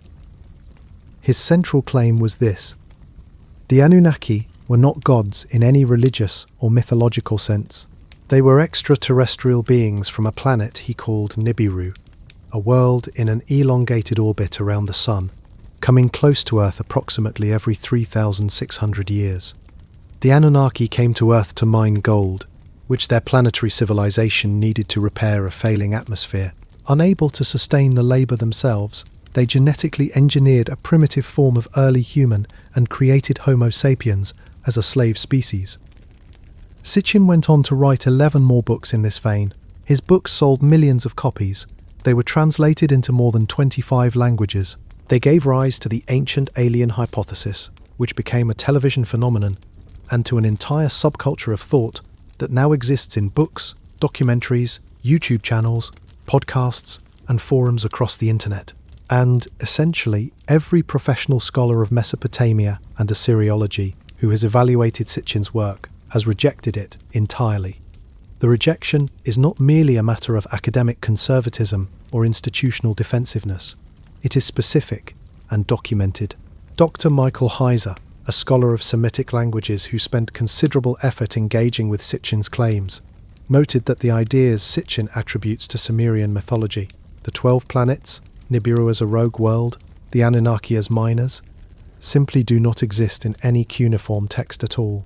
In Babylonian cosmology, Nibiru is a term for a crossing point in the sky, associated with the planet Jupiter or with a particular location on the ecliptic. It is not a planet with an elongated orbit. It is not mentioned in the context of alien mining operations. The Leiden scholar Luke Oderkirken, in a careful study of Sitchin's methods, noted that Sitchin engaged cuneiform not as a writing system, but as a kind of secret code, a process in which the accepted translations of professional scholars were set aside and replaced with alternative readings that consistently aligned with his pre-existing theory. This is not translation. This is the reverse of translation. A third point is worth making. The ancient texts we have from Mesopotamia are not silent about what the Anunnaki were. They are voluminous, detailed, and internally consistent enough across centuries to support a clear picture. And that picture is, these were gods of a specific religious tradition. They were worshipped. They had temples and cult objects and ritual calendars. They ate offerings and drank libations. They were born, and some of them could be killed. They had genealogies, marriages, conflicts, and reconciliations. They were not astronauts, and they were not reptilian. They were what the ancient Near Eastern textual corpus, the largest body of primary source material from the ancient world, consistently says they were. The highest divine powers of a living religion that shaped human civilization for 3,000 years. I say this not to diminish the Anunnaki or to make them less interesting. I say it because the actual story is more interesting than the alien version. The actual story is stranger, more psychologically sophisticated, more emotionally resonant, and more directly relevant to understanding who we are and why civilization developed the way it did. The alien version replaces theology with engineering and divinity with extraterrestrial bureaucracy. The actual version grapples with questions that still haunt us. Why are we conscious in bodies that die? Why do the forces that govern the world seem indifferent to human suffering? Is there a principle in the cosmos that takes our side? Can wisdom find its way through even an oath of secrecy? Does the person who suffers in silence deserve to be seen? These are human questions. They always were. There is also something uncomfortable about the racial dimension of ancient astronaut theory that deserves to be named. The theory consistently implies that the achievements of early non-European civilizations, the cities, the writing systems, the architectural monuments, the mathematical and astronomical discoveries, could not have been produced by the people who actually produced them. The Sumerians could not have built their ziggurats. The Egyptians could not have built their pyramids. External intelligence, aliens, usually depicted as technologically advanced beings with light-skinned or otherwise othered appearances, must have intervened. The people themselves were not capable. This is not a neutral position. It has roots in a long tradition of denying the intellectual and creative capacity of non-European ancient peoples. The ancient Sumerians, Akkadians, Babylonians and Assyrians were extraordinary. Their mathematics, their literature, their astronomy, their law, their medicine, their agriculture, all of these were developed by actual human beings in specific historical and geographical circumstances, building on generations of accumulated knowledge, making mistakes and correcting them, producing works of genius that continue to reward study 5,000 years later. They did not need help from Nibiru. They needed the Tigris and the Euphrates, a long-growing season, a surplus economy that could support specialist labour, a writing system to record and transmit accumulated knowledge, and enough political stability to allow institutions to develop across generations. They had all of these. And from all of these, the Anunnaki emerged, not from the sky, but from the earth, from the clay, from the reed marshes and the river mud and the minds of the most literate people in the early world. The Leiden scholar Leucodekachen, who studied the modern Anunnaki mythology in his academic work, framed it precisely when he noted that Sitchin's method involved treating cuneiform texts not as what they are, documents of a specific religious and cultural tradition requiring careful linguistic and contextual analysis, but as an encoded transmission from another intelligence. The appeal of this reframing is that it eliminates the need for the slow, careful, unglamorous work of actual scholarship. The texts become immediately legible as something they never were. Real scholarship is slower and harder. It involves spending years learning languages that nobody speaks anymore, working with tablet fragments that are broken and damaged, building arguments from incomplete evidence, subjecting those arguments to peer review and revision. The scholars who have given us the Atrahasis epic, the Enuma Elish, the Eridu Genesis, and the works of Inanna and Gilgamesh did exactly this. Their names, Samuel Noah Kramer, Thorkild Jacobson, Stephanie Daly, Andrew George, Nicole Brish, Benjamin Foster, deserve to be as well known as the myths they recovered. Because without them, the Anunnaki would be permanently silent, and the silence would have been a loss of something irreplaceable. Let us follow the Anunnaki into the Babylonian period, because this is where the tradition reaches its most elaborate and dramatic expression. Around 1800 BCE, the city of Babylon is becoming the dominant power in Mesopotamia. Its patron deity is Marduk, a god of Sumerian origin who has been elevated by Babylonian political theology to the position of king of the gods. The theological justification for this promotion is the great Babylonian creation epic, the Enuma Elish, named after its opening words, "When on high." The Enuma Elish was discovered in fragmentary form in 1849 by the archaeologist Austin Henry Layard in the ruins of the library of Ashurbanipal at Nineveh. Copies of it have since been found at Ashur, Kish, Sultan Tepe, and other sites. The tablets we have date to approximately 1200 BCE, but the colophons indicate they are copies of a much older text, one that almost certainly predates the reign of Hammurabi of Babylon, around 1750 BCE. Scholars generally believe it represents a deliberate revision of older Sumerian creation material, specifically designed to elevate Marduk and Babylon above the earlier tradition. The Enuma Elish begins before the world. Before heaven and earth had been named, before the gods existed, there were two primordial forces. Apsu, the fresh water, male, and Tiamat, the salt sea, female. They mingled together in the original chaos. From their mixing, the first divine generations emerged, including, eventually, Enki, called Ea in Akkadian, and through him, the younger gods including Marduk. The younger gods are noisy and restless. They disturb Apsu, who wants to destroy them. Tiamat initially refuses. She cannot bring herself to destroy what they have made. But then Ea, the cleverest of the young gods, learns of Apsu's plan and acts first. He puts Apsu to sleep with an incantation and kills him. On Apsu's body, Ea builds his home, the great subterranean water house that is the Abzu, the same structure we know from Sumerian mythology. In it, Marduk is born. Tiamat, eventually turned to war by the god Kingu, assembles a monstrous army. She creates 11 terrible creatures, serpents, dragons, raging beings, and puts Kingu in command. The older gods are terrified. They cannot face Tiamat's army. They go to Anu. He cannot help. They go to Ea. He cannot help. Then they turn to Marduk. Marduk agrees to fight Tiamat, but only on one condition. If he wins, he must be acknowledged as the highest of all the gods. The Anunnaki, assembled in council, agree. They give Marduk absolute authority. They hand him the tablets of destiny. He is now, by divine consensus, the king. Marduk fights Tiamat. The battle is elemental and cosmological. He drives the winds into her open mouth when she tries to swallow him. He splits her body in two with his spear. From the upper half he makes the sky. From the lower half he makes the earth. From her eyes flow the Tigris and the Euphrates. From her tail he makes the Milky Way.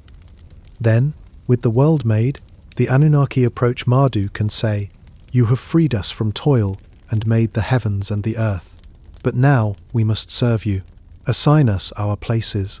Marduk assigns 300 Anunnaki to the sky and 300 to the underworld. 600 in total. He then proposes to create humans from the blood of Kingu, Tiamat's commander, the one who led her army, so that the Anunnaki will not have to do the maintenance work themselves. Kingu is slaughtered. Marduk mixes his blood with clay. Ea fashions humanity from this mixture. The Anunnaki are freed of labour. They celebrate by building Babylon, Marduk's city, and constructing Esagila, his great temple. The Enuma Elish ends with 50 names of Marduk, each one a title cataloguing his divine powers, which are the powers of every god who came before him, now unified in a single divine king. The political meaning is transparent. Babylon conquered the older Sumerian cities. The Babylonian king, who represented Marduk on earth, was not merely a conqueror, but the fulfillment of a divine plan that had been in motion since before the world existed. Marduk's rise was not power politics. It was cosmological inevitability. The scholar Thorkild Jacobson, one of the 20th century's most influential Sumerologists, noted precisely this political dimension of the Enuma Elish. He observed that Babylon was at war with the territory of ancient Sumer, and yet was keenly aware of being heir to and continuer of Sumerian civilization. The kings of Babylon, especially in the later Sealand dynasty, gave themselves elaborately Sumerianized names, a kind of cultural borrowing that acknowledged the weight of what had come before. The Enuma Elish is, in this reading, not just a creation myth, but an identity document for a city that needed to claim cosmic legitimacy while simultaneously replacing the tradition that had preceded it. Marduk absorbs all 50 of the great divine names at the epic's end. Each name represents a quality or power that had previously belonged to another deity. Asaluhi, Nudimud, Marduk's own father, Ea, even Enlil himself. The 50 names are listed in exhaustive detail, each one with a commentary explaining what it means. Reading them is an experience of divine consolidation. All the authority and power of all the previous Anunnaki, folded into a single divine sovereign. But the Anunnaki themselves remain. They are not absorbed and disappeared. They are restructured. 300 of them govern heaven. 300 govern the underworld. This 600-strong divine workforce, the same Anunnaki who had once been the great individual gods of Sumerian city-states, now functions as the administrative core of Marduk's universe. Their ancient personalities persist in temple cult and in myth, but their political role has shifted. They are no longer the council that decides. They are the council that implements. The Enuma Elish was recited annually at the Akitu festival in Babylon, the New Year celebration, held in the month of Nisan, usually in March or April. The festival was a massive civic and religious event. The statue of Marduk was carried in procession through the city. A great ritual drama was performed. The king participated in a ceremony in which he was, momentarily, stripped of his royal insignia, symbolically humbled before the god, and then reinvested with authority as Marduk's chosen representative. The recitation of the Enuma Elish during this festival was not an academic exercise or a casual retelling of an old story. It was understood to be cosmologically active. By narrating the defeat of Tiamat and the creation of the world, the priests and king were participating in the renewal of that defeat and that creation. The world's order was not guaranteed in perpetuity. It had to be renewed. The Anunnaki's assignment to their stations had to be reenacted. Marduk's kingship had to be reconfirmed. This idea that cosmic order is not permanent, but must be continuously maintained and renewed through ritual, is perhaps the most important theological idea in the Anunnaki tradition. The gods did not create a stable universe and then step back. They created something that required constant care. The ziggurats, the offerings, the festivals, the hymns, the acts of divine impersonation performed by the king during the Akitu. All of these were not optional expressions of devotion. They were the maintenance work that kept the world running. As the Igigi had once maintained the canals and the gods had once maintained the cosmos before humans were made to replace them, now humans maintained the relationship with the divine that kept the universe from collapsing back into the primordial chaos of Tiamat's unmade body. But within this maintenance theology, the Anunnaki persist. They have been reorganized, assigned new stations, their earlier individual authority folded into Marduk's universal command. They are now heavenly administrators and underworld judges, maintaining a universe that their king shaped from the body of chaos. Their story has not ended. It has been absorbed and continued. The Anunnaki endure into the Assyrian period, roughly 900 to 600 BCE, where they appear in royal inscriptions and in the vast magical and divinatory literature of Neo-Assyrian scholarship. The library of Ashurbanipal, the Assyrian king who collected texts from across Mesopotamia in the 7th century BCE, contains hundreds of tablets with references to the Anunnaki in incantations, in omens, in descriptions of ritual procedures. These are not mythological texts in the literary sense, they are practical documents. If you need to address a divine power, you need to know which one to call. The Anunnaki are named, ranked, and their domains specified, just as they always were, but now in the context of a military empire whose kings claimed divine appointment through Ashur, the Assyrian national deity. The tradition reaches its final written expression in the Seleucid period, roughly 300 to 100 BCE, when Babylon was governed by the Hellenistic successors of Alexander the Great. By this point, the cuneiform tradition is maintained by a small community of Babylonian priests and scholars who have been preserving and copying texts for centuries. The Anunnaki appear in Seleucid astronomical texts, in astrological omen series, in ritual documents. These are the last known references in a living written tradition. After this, the script is lost. The last cuneiform tablet we can date was written in approximately 75 CE, an astronomical record from Babylon. After that, silence. And in the silence, the tablets wait in the earth for the archaeologists who will come nearly 2,000 years later to break them open again. The Anunnaki's relationship to the world does not end with Marduk. The religion they inhabit continues to develop through the Neo-Assyrian period, the late Babylonian period, the Seleucid period, and into the era of Persian conquest, and eventually the slow transformation of Mesopotamian civilization into something else. The cuneiform tradition continues, in a reduced form, into the 1st century CE. But the more important thread to follow is the one that passes through the Hebrew Bible. The flood story in Genesis is, by scholarly consensus, closely related to the Mesopotamian flood tradition. Andrew George, one of the foremost Gilgamesh scholars alive, has noted that the Genesis flood narrative follows the Gilgamesh flood account point by point and in the same order, even in places where the story could have developed differently. The most likely explanation, supported by the archaeological record and the historical timeline, is that both draw from a common Mesopotamian tradition.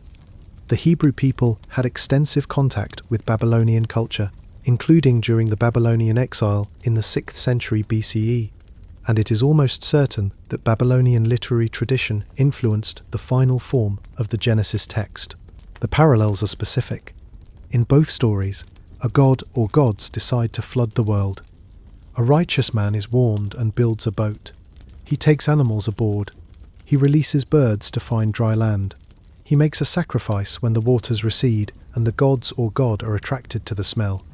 The hero is blessed or elevated by divine authority afterward. Andrew George, whose 2003 critical edition of the Epic of Gilgamesh remains the definitive scholarly text, has stated that the parallels between the Genesis flood and the Gilgamesh flood are so close that few doubt the Genesis account derives from a Mesopotamian source.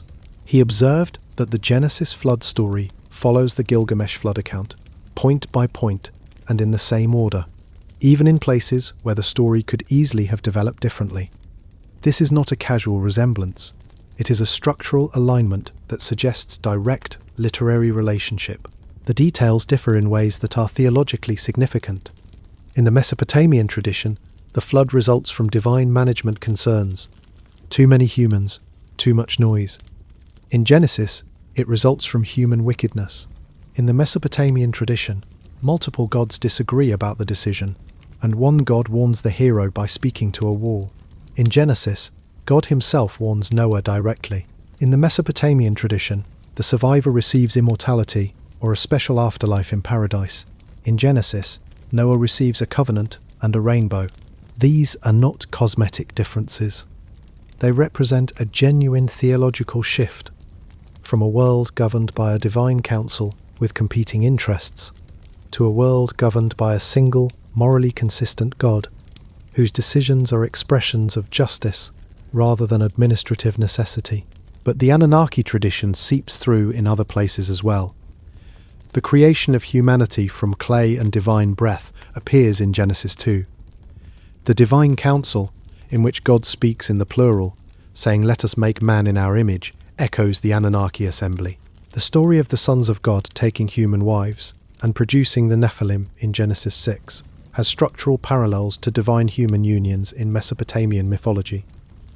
These may be theological fossils, remnants of an older, more polytheistic worldview that the editors of Genesis incorporated and transformed.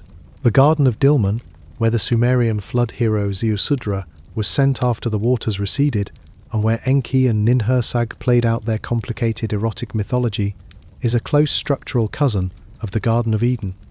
Both are paradises at the edge of the known world.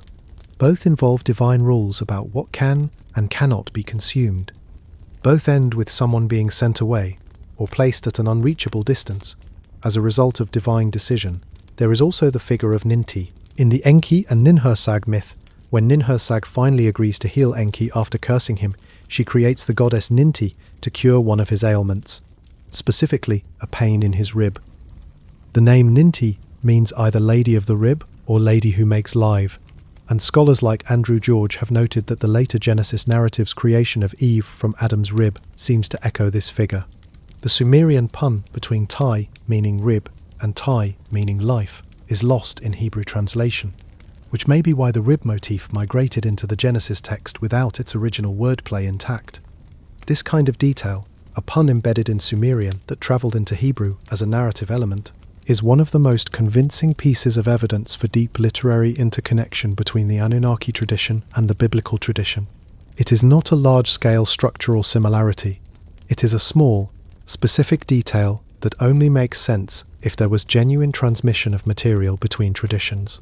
To be clear, the scholarly position is not that the Hebrews copied from the Sumerians.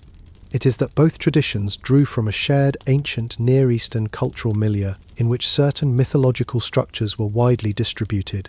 The primordial flood, the creation of humanity from clay, the divine council, the righteous survivor, and each tradition shaped these structures according to its own theological needs.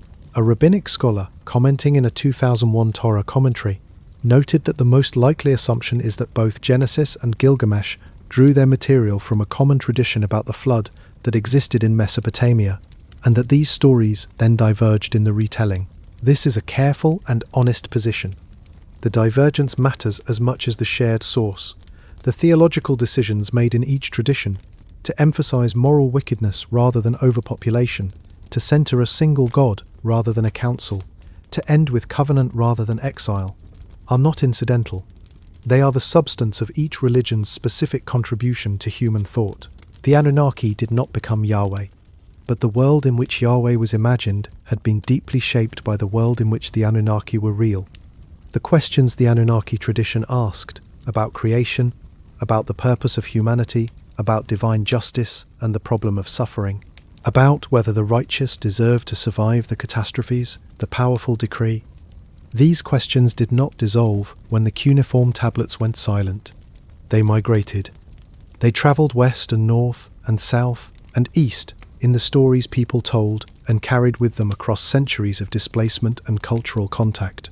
The Anunnaki are, in this sense, ancestors not just of Babylon and Assyria, but of every tradition that wrestled with the same questions they first posed 5,000 years ago on the flat, flooded plain between two rivers.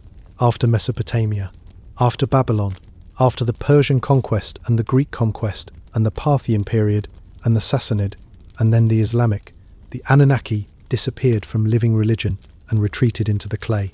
The last cuneiform tablets were written sometime in the 1st century CE.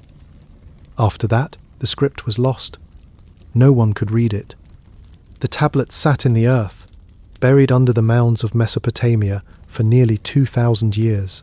The Great Recovery began in the 19th century, when European and American archaeologists began excavating the ancient sites of Iraq and Iran. The British Museum's collection of Mesopotamian artifacts began to accumulate. In 1850, Henry Layard uncovered the library of Ashurbanipal at Nineveh, 25,000 tablets and fragments, preserved in the fires that had destroyed the Assyrian palace. Among them, large portions of the Gilgamesh epic, the Enuma Elish, and dozens of other mythological, ritual, and administrative texts. In 1872, George Smith of the British Museum announced to the world that he had discovered a Babylonian flood narrative that predated Genesis. The announcement created a sensation. He had found Tablet 11 of the standard Babylonian Gilgamesh, the episode of Utnapishtim and the flood. Within weeks, the public began to understand that the stories they considered uniquely foundational to Western religion had older, stranger ancestors. The Anunnaki were back. For the next century, scholars worked methodically through the texts. Samuel Noah Kramer, working in the mid-20th century, spent decades translating Sumerian mythological material and producing accessible studies of Sumerian civilization that are still widely cited. Thorkild Jacobson contributed profound work on Mesopotamian theological thought. Stephanie Daly's translations of myths from Mesopotamia remain essential reading. Andrew George's critical edition of the Gilgamesh epic is the definitive scholarly text. This is what the recovery of the Anunnaki actually looks like. Not television documentaries, not books about alien miners, hours in libraries, working through damaged tablets with hand lenses, arguing in footnotes about the meaning of particular cuneiform signs, building consensus across decades of peer-reviewed scholarship about what these ancient texts actually say. It is unglamorous and it is extraordinary. The people doing this work are, in a very real sense, recovering the voices of the first civilization. They are the ones who have given us the Enuma Elish, the Atrahasis, the Eridu Genesis, Inanna's descent, and the Epic of Gilgamesh in readable form. Without them, the Anunnaki would have remained permanently silent. What did the Anunnaki mean to the people who believed in them? Not as a philosophical question, but as a daily, lived, architectural, economic, bodily reality. Consider a person living in the city of Nippur around 2000 BCE, during the Ur-3 period when Sumerian literary culture was at its most productive. This person knows that the Ikor, the great temple of Enlil on its enormous mud brick platform, is the actual house of Enlil. Enlil lives there, not metaphorically. The temple staff includes priests, priestesses, singers, musicians, weavers, brewers, gatekeepers, scribes, and administrators, all of whom serve the god's household, just as a wealthy human household would be served. Enlil eats twice a day, a first meal and a second meal, prepared from the temple's agricultural land. He receives libations of fine beer.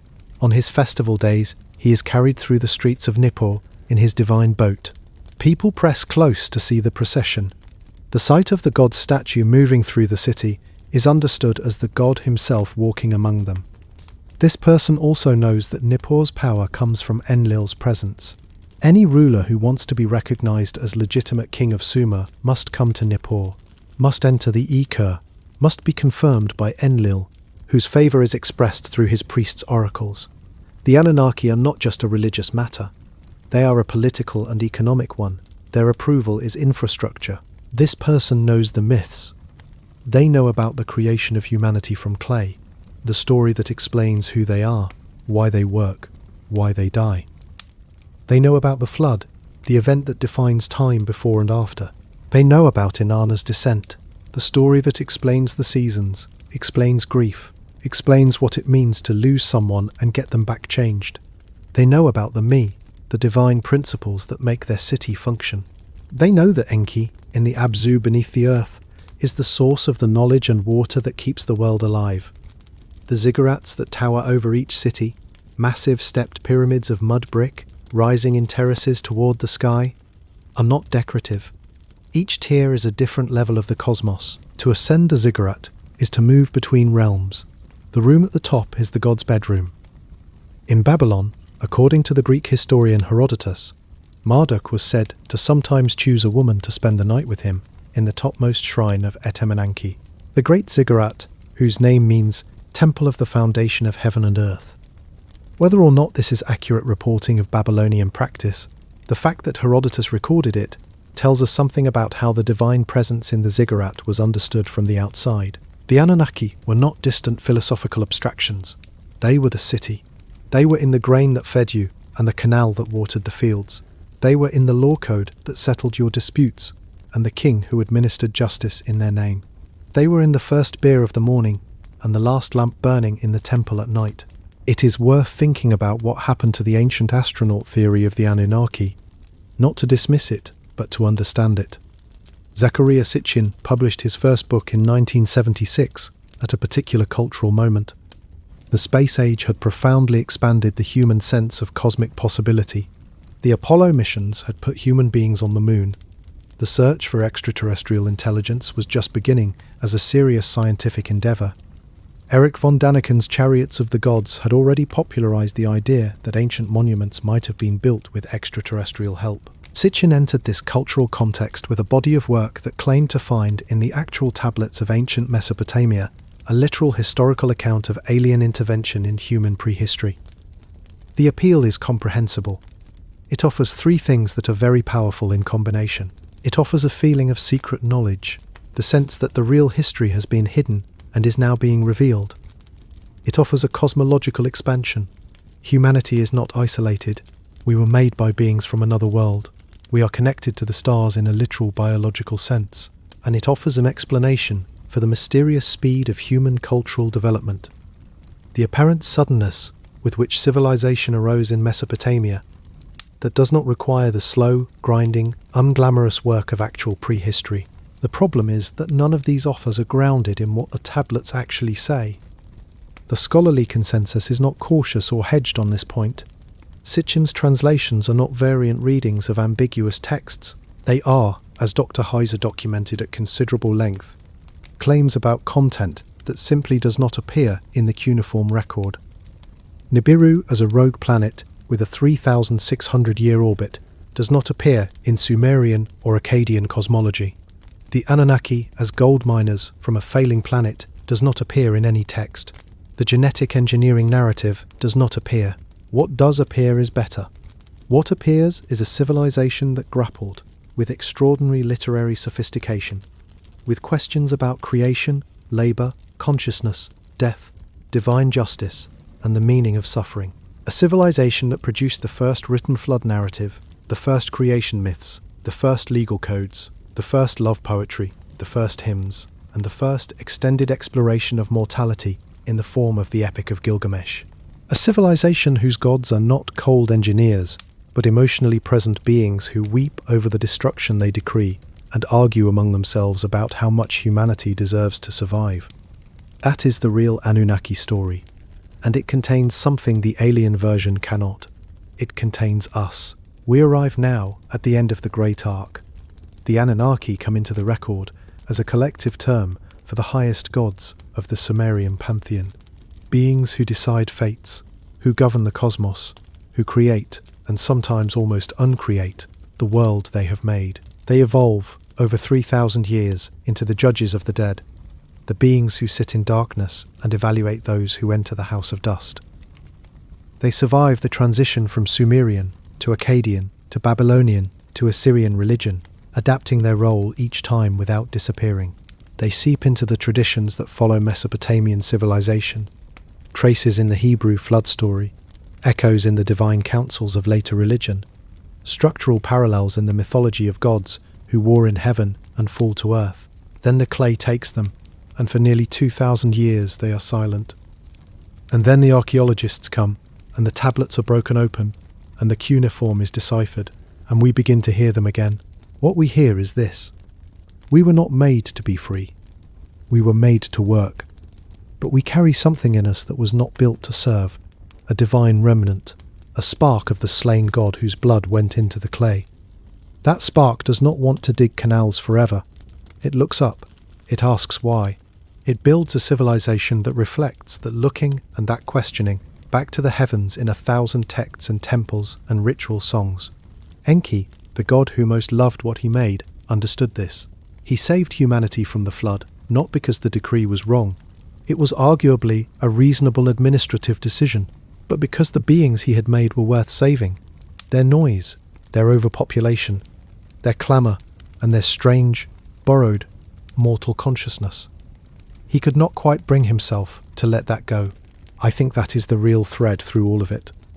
Not the alien conspiracy, not the astronaut mythology, the ancient, stubborn, reasonable refusal of the smartest god in the room to let the thing he made be destroyed, even when every oath and every decree said it should.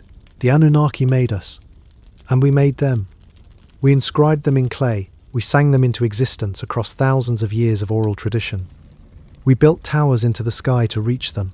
We mixed their blood into our creation narratives and carried it forward into every religious tradition that came after. They are still here, in the texts, in the clay, in the old questions that do not go away. Why are we conscious in bodies that die? Why does the world so often seem indifferent to us? Is there something in the cosmos that takes our side? The Anunnaki do not answer these questions, but they were the first to ask them, and they asked with such force and precision and beauty that the questions are still alive 5,000 years later, in the mouths of everyone who has ever lain awake in the dark and wondered why we are here at all. Consider what was accomplished in the river valley where the Anunnaki lived.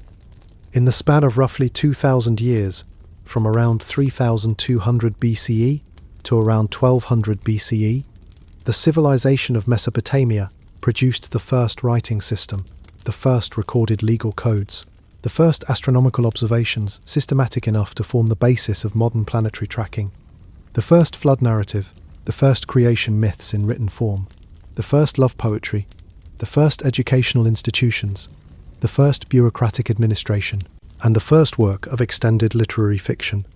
The Epic of Gilgamesh alone stands as a document of such psychological and narrative sophistication that scholars continue to find new dimensions in it after 2 centuries of modern study. None of this required intervention from the sky. It required human beings in the right geographical and ecological conditions, with enough surplus food to support specialist thinkers and writers and priests and scribes working across generations to accumulate and transmit knowledge. It required the Edubba schools where children copied the myths until they knew them in their hands. It required the temple workshops where the me were literally being practiced every day. Weaving, metalwork, music, administration, divination, ritual. It required the long conversations between Enki and Enlil, metaphorically speaking, the tension between those who want to use power to control and those who want to use intelligence to protect. The Anunnaki were the container that held all of this, the theological framework that gave meaning to the surplus, the scribal education, the legal code, the astronomical records, the flood stories. When a farmer in ancient Nippur paid his temple tithe, he was not merely paying a tax. He was participating in the maintenance of the divine order that kept his world running. When a scribe copied the descent of Inanna, he was not merely practicing his handwriting. He was keeping alive a story about death and return that the civilization around him needed to hold in common. When a king rebuilt the Ika and made offerings to Enlil, he was not merely conducting politics, he was fulfilling a cosmic obligation. The Anunnaki are, in the end, a story about how civilizations understand their own existence. The Sumerians, Akkadians, Babylonians, and Assyrians needed a framework for the remarkable fact that they had built something. Cities, laws, writing, all of it, out of the river mud. The Anunnaki provided that framework. The gods had given them the me. The gods had created them to be civilized beings.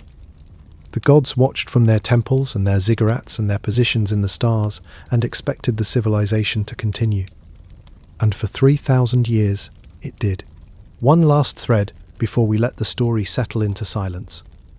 There is a category of Mesopotamian texts called lamentations.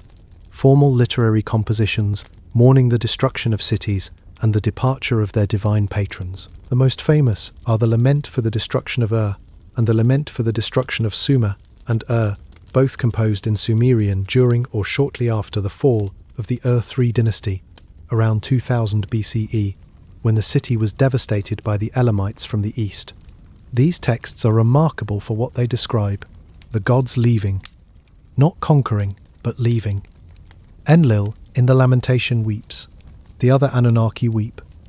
They did not want to decree the destruction of their city, but the divine assembly determined that the time of Ur's greatness had passed, that the tablets of destiny had decreed something different, and that the gods must withdraw their protective presence from the city to allow what had been written to unfold. The lament describes Ningal, the wife of the moon god Nanna and the divine patron of Ur, pleading before the assembly of the Anunnaki. She begs them not to destroy her city. She offers arguments. She describes the beloved temples, the people who serve them faithfully, the long history of devotion. The Anunnaki listen, and they are moved, but they cannot change the decree. The decision has been made. The tablets of destiny are inflexible. Ningal must accept the destruction of what she loves. This is one of the most emotionally devastating passages in ancient literature. A goddess mourning her people, receiving acknowledgement of her grief from the highest powers of the cosmos, and being told that it makes no difference. The decree stands. The city will fall.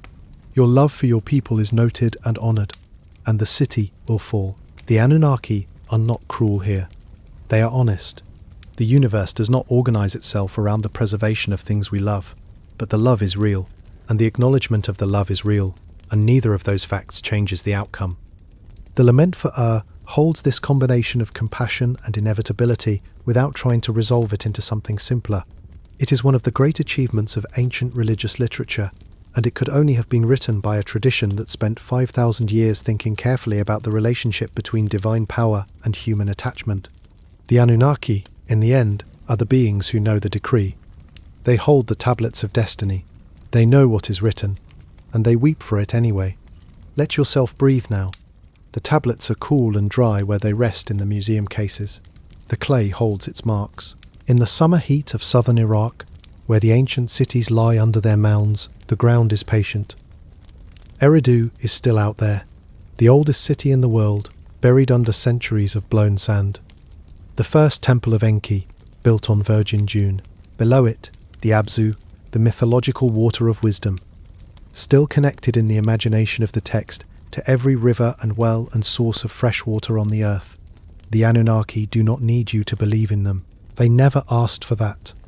They asked in the texts for offerings, for bread and beer and the smell of burning animals. They asked for attention. They asked to be remembered. You have given them that tonight. Let the gods recede now into their proper darkness. Let Enlil rest in the Iker. Let Enki return to the depths of the Abzu, where the cool water holds all the knowledge that has ever been. Let Inanna stand at her 7 gates, fully clothed, the crown on her head, the rod in her hand, the measuring line ready for whatever she will descend into next. Let the flood recede. Let the birds find the dry land. Let the first city rise from the mud, white in the morning light, dedicated to a god who is already asleep at the top of the ziggurat, dreaming in a language no one has spoken aloud for 2,000 years. Sleep now. The clay remembers. The tablets hold. The ancient gods are watching over the long, dark water of the night,